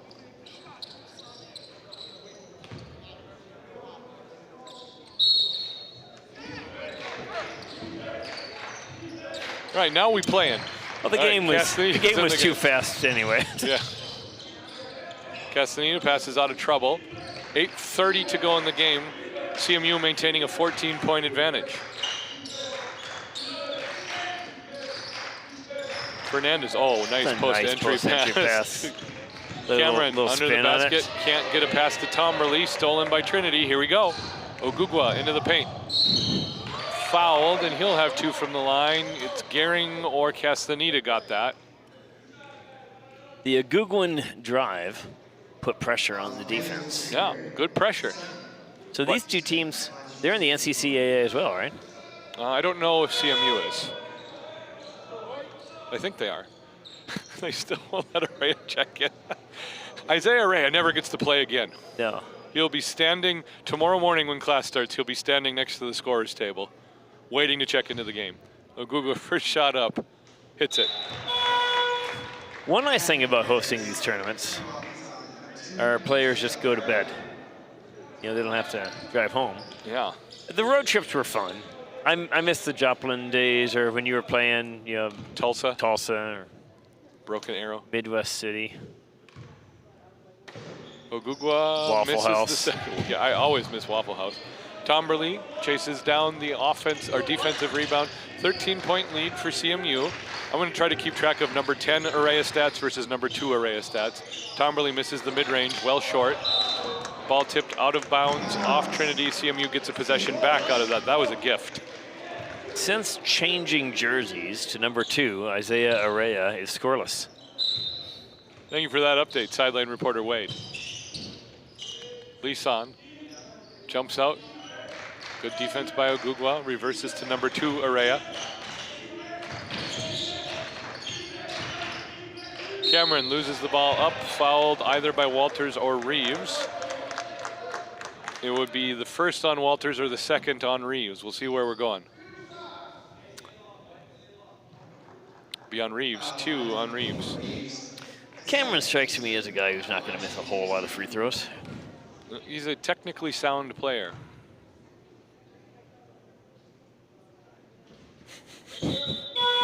Misses his first. Like we said, he's awesome in every way. Cameron strikes me as a guy who will occasionally miss a free throw. Big Chris shooting left-handed, maybe. Yeah. Mix the second. 14-point lead, CMU. You know, we have made almost 0 corner gas references. Which is pretty good discipline on ours. Ogugwa misses the 3, well left. Can we do that when we're not even playing Canadian teams? Yeah. Are you going there when you go up to elbow? We're going to fly, so I doubt I'll have opportunity to go. I'm kind of disappointed. Flying to? Regina. Same. Cameron misses the bunny, gets the rebound, Catapon mid-range. Money. Only about an hour from Regina. I know. I'm going to do it. Are you going to do it? I'm going to be so I'm jealous. driving all the way down to Frontier. So, you know, there's no good way to get there, so you might as well go that way. Might as well go away. Saldivar and Geller waiting to check into the game. Trinity was fouled on the possession. A certain percentage of Canadians, something like 90% of Canadians, live within an hour of the United States border. Correct. Something like that. It helps that, you know, Toronto and Vancouver are right on the border. It does. Where I'm going, there are no people. But it's still within an hour of the border. It's still within an hour of the border. 350 people in Frontier, Saskatchewan, and not a nary a Tim's anywhere close. And I will be in Canada for the second time in 2 years, not within an hour of the border. Yeah. Last year was Cranbrook, this year Elbow Lake.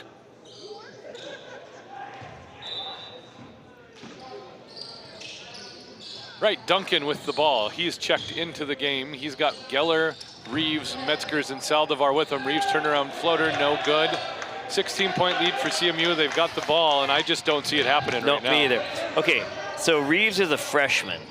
I think next year there's going to be a lot less turnaround float and a lot more double drop step dunk. Yep. And in this league, that'll play. Oh, man. There's no size. He might as well be 6'12". Catapon misses the fadeaway. Reeves with the rebound. Can Trinity dial up the urgency without sacrificing even more efficiency? That's the question. Reeves misses the fadeaway jumper from about 16.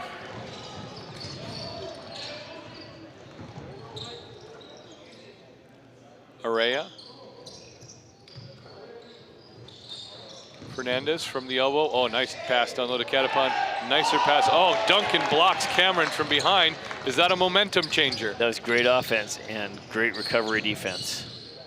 Duncan crossover up against Catapon. Can't do anything. Cameron wills himself to a rebound, fouled by Geller. Duncan. Cameron's got 21 rebounds now. Duncan is a freshman. Yep, he's part of those rotation frosh that they've got.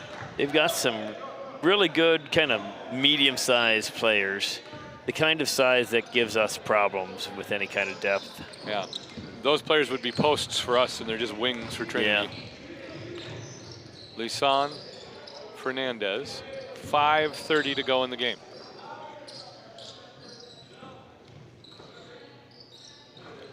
Fernandez, top of the key, 3, a little bit too hard. Trinity is playing the same game Providence played last night. Yeah.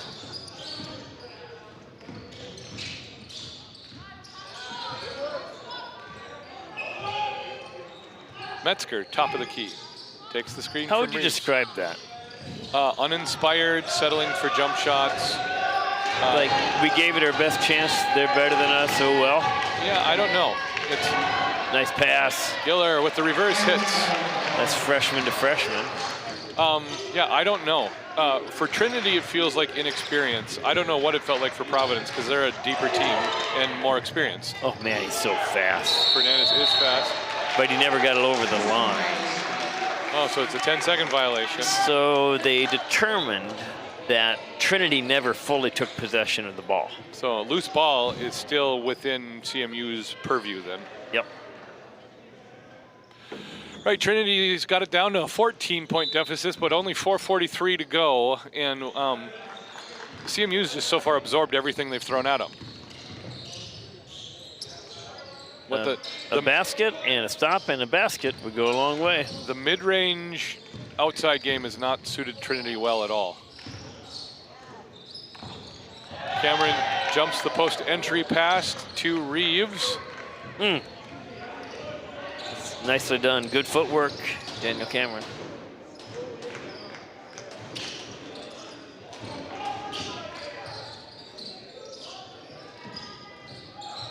Cameron seals out Reeves. Oh, what a pass. Catapon with the finish. 16-point lead for CMU. They're feeling pretty good right now. Timeout called by Jordan Noel. 3:58 to go.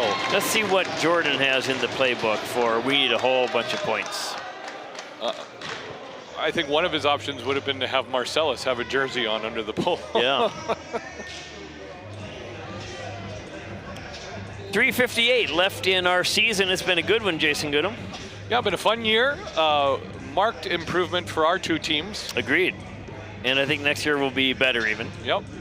A lot of people make this possible. In fact, I didn't even notice who's on the camera. Miss Rice, maybe? Yeah, Katie Rice Katie on the Rice. camera.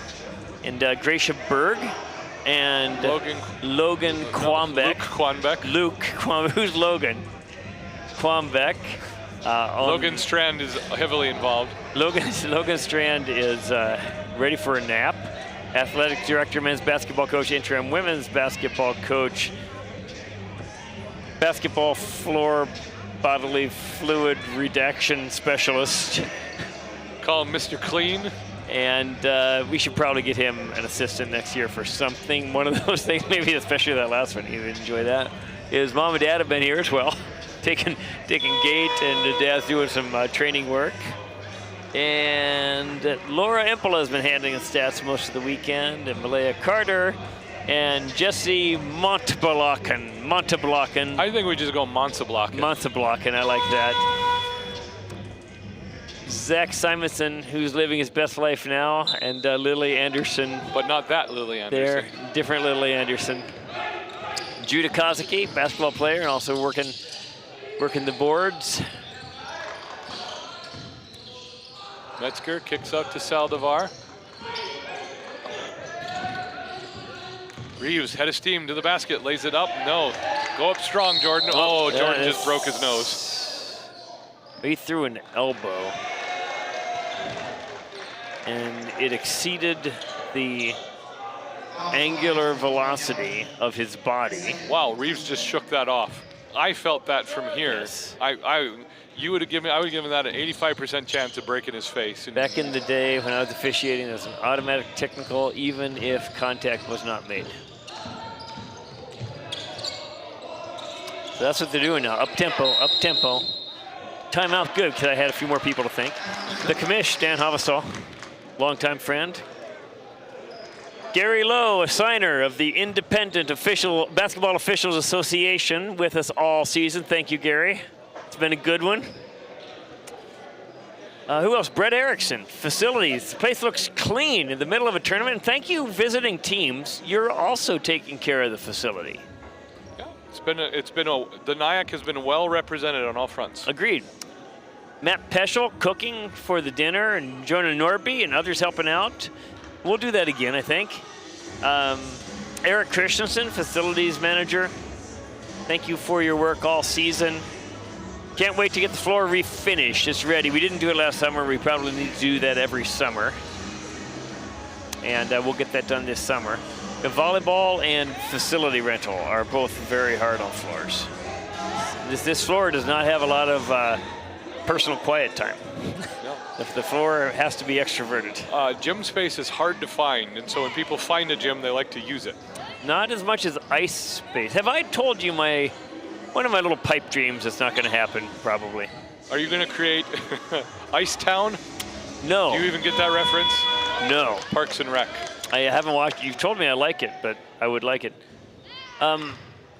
A concrete slab. Outdoor ice rink. Pickleball in the summer, and ice in the winter. Pick up hockey for all the Grafton and Roseau kids? Yeah. I think we'd have the Grafton and Roseau kids build it by hand. Cameron to the hoop, lays it up and in. Ball game? 18-point lead. I think we had ball game 3.5 minutes ago. Jordan, we love you, but I think that's all she wrote. They're a half a foot off on every three. Yeah. And so part of the autopsy 15 points, 21 rebounds for Daniel Cameron, by the way. It's not his fault. He doesn't even work out. See him, yeah. I don't even exercise. Yeah, there it is. I don't even exercise. That's right. What's Trinity's three-point field goal percentage? Yeah, just see, as a look at team? that. Oops. 4 for 22. Okay, so 4 for 22 versus 10 for 27. That's a So double. there's your 18-point lead. Yeah, they've made 6 more threes, 18-point lead exactly. That's about it. 19 total turnovers in the game. 20 total fouls. So what were you calling it?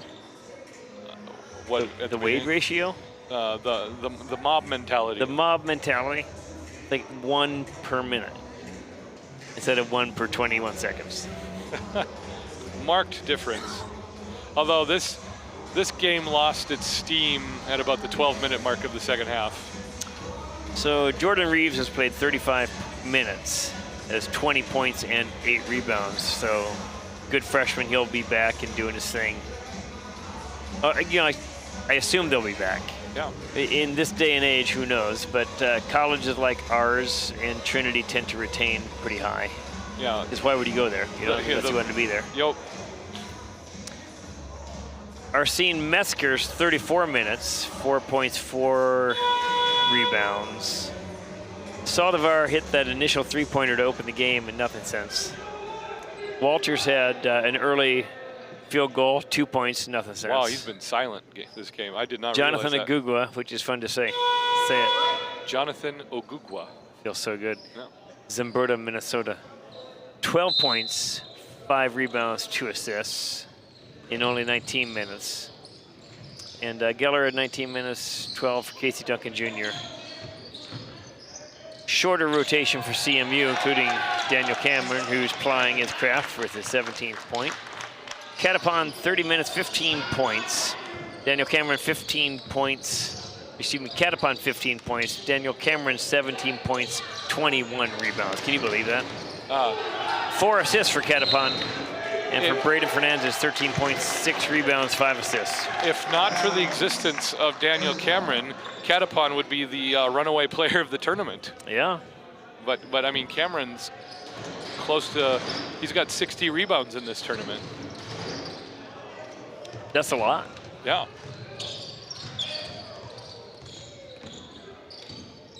Yeah, and CMU in full-on clock killing mode, up by 20. We saw this first night.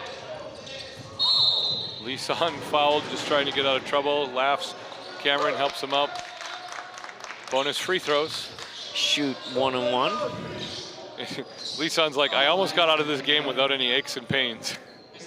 Almost. Almost, so close.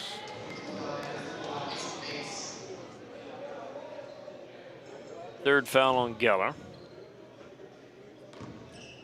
Extraneous information at this point. Not a very chippy game. Lisan hits the first 21-point lead.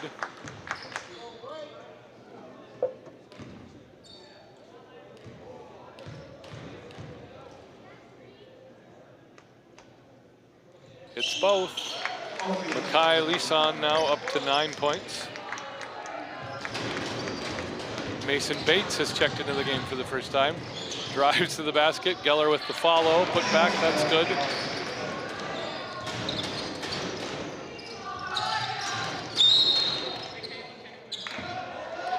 Interesting that they put the press on right now. Yeah. The urgency wasn't there. And then middle of the second half. Yeah. And you're, I mean, you're not coming back at this point. No.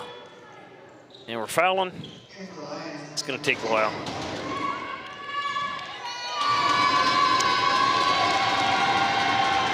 Crowd favorite. Michael apparently. Williams checks into the game for Lance Catapon. That was the last guy on the bench for CMU. Micah Wilms, a 6'3" freshman. Number 2, Isaiah Rea scores his first point of the game. Isaiah Rea collectively now has 7. The Isaiah Area collective. great band. It's 8.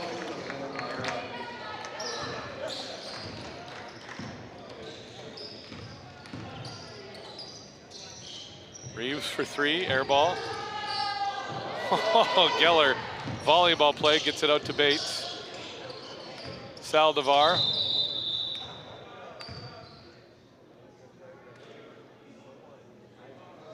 Bates injured? What's the deal? All right, we're gonna see a new player for Trinity. Who is this? Is that Gatay? Yep, Jeff Gatay Jr. has checked into the game.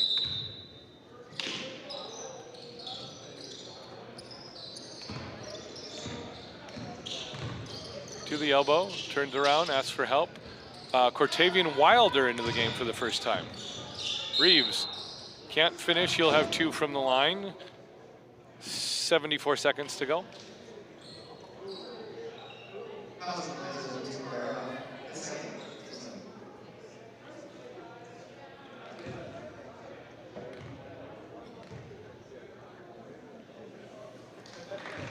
Reeves hits the first.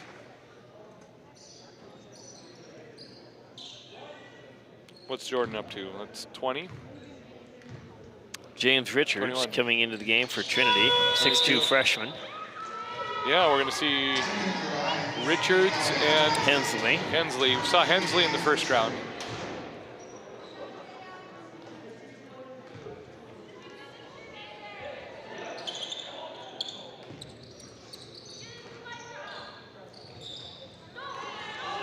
Wilms breaks the press. Here's Araya. Safe to say this will be Araya's team next year. Yeah. Unless with the 5th year thing. Yeah, we'll have to see.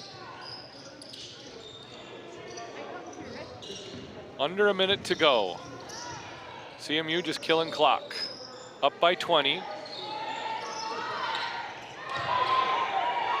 Fernandez spots up a 3, can't hit it. Rebound down to Anton Geller.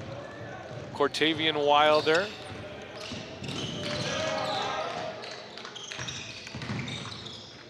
Gatay loses it. Wilms recovers with the steal.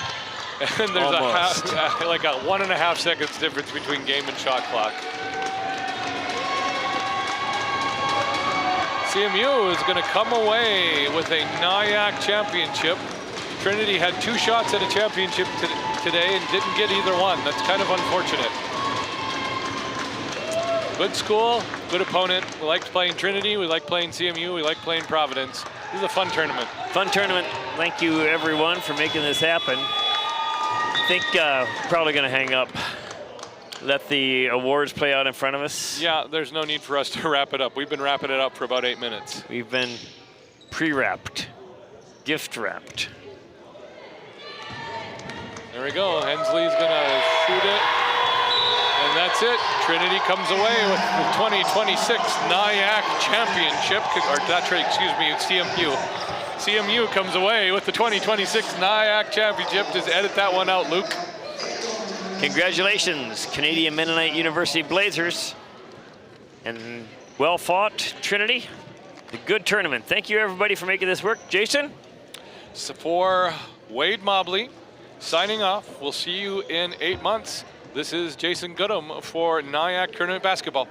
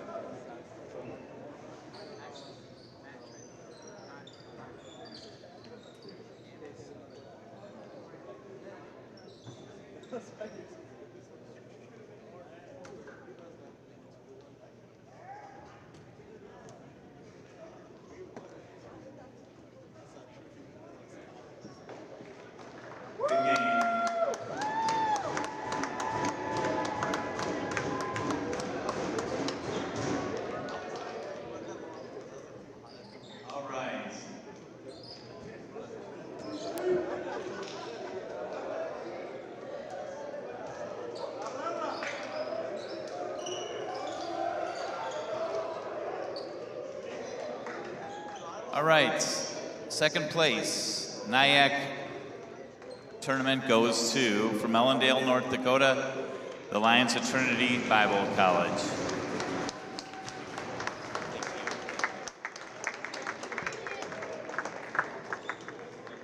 And first place goes to the Blazers of Canadian Mennonite University from Winnipeg, Manitoba, Canada.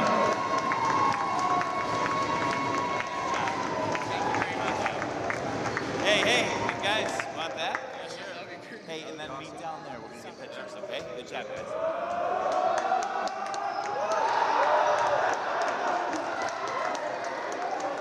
Thank you all for coming, and we look forward to seeing you next year, February 18 to 21 of 2027.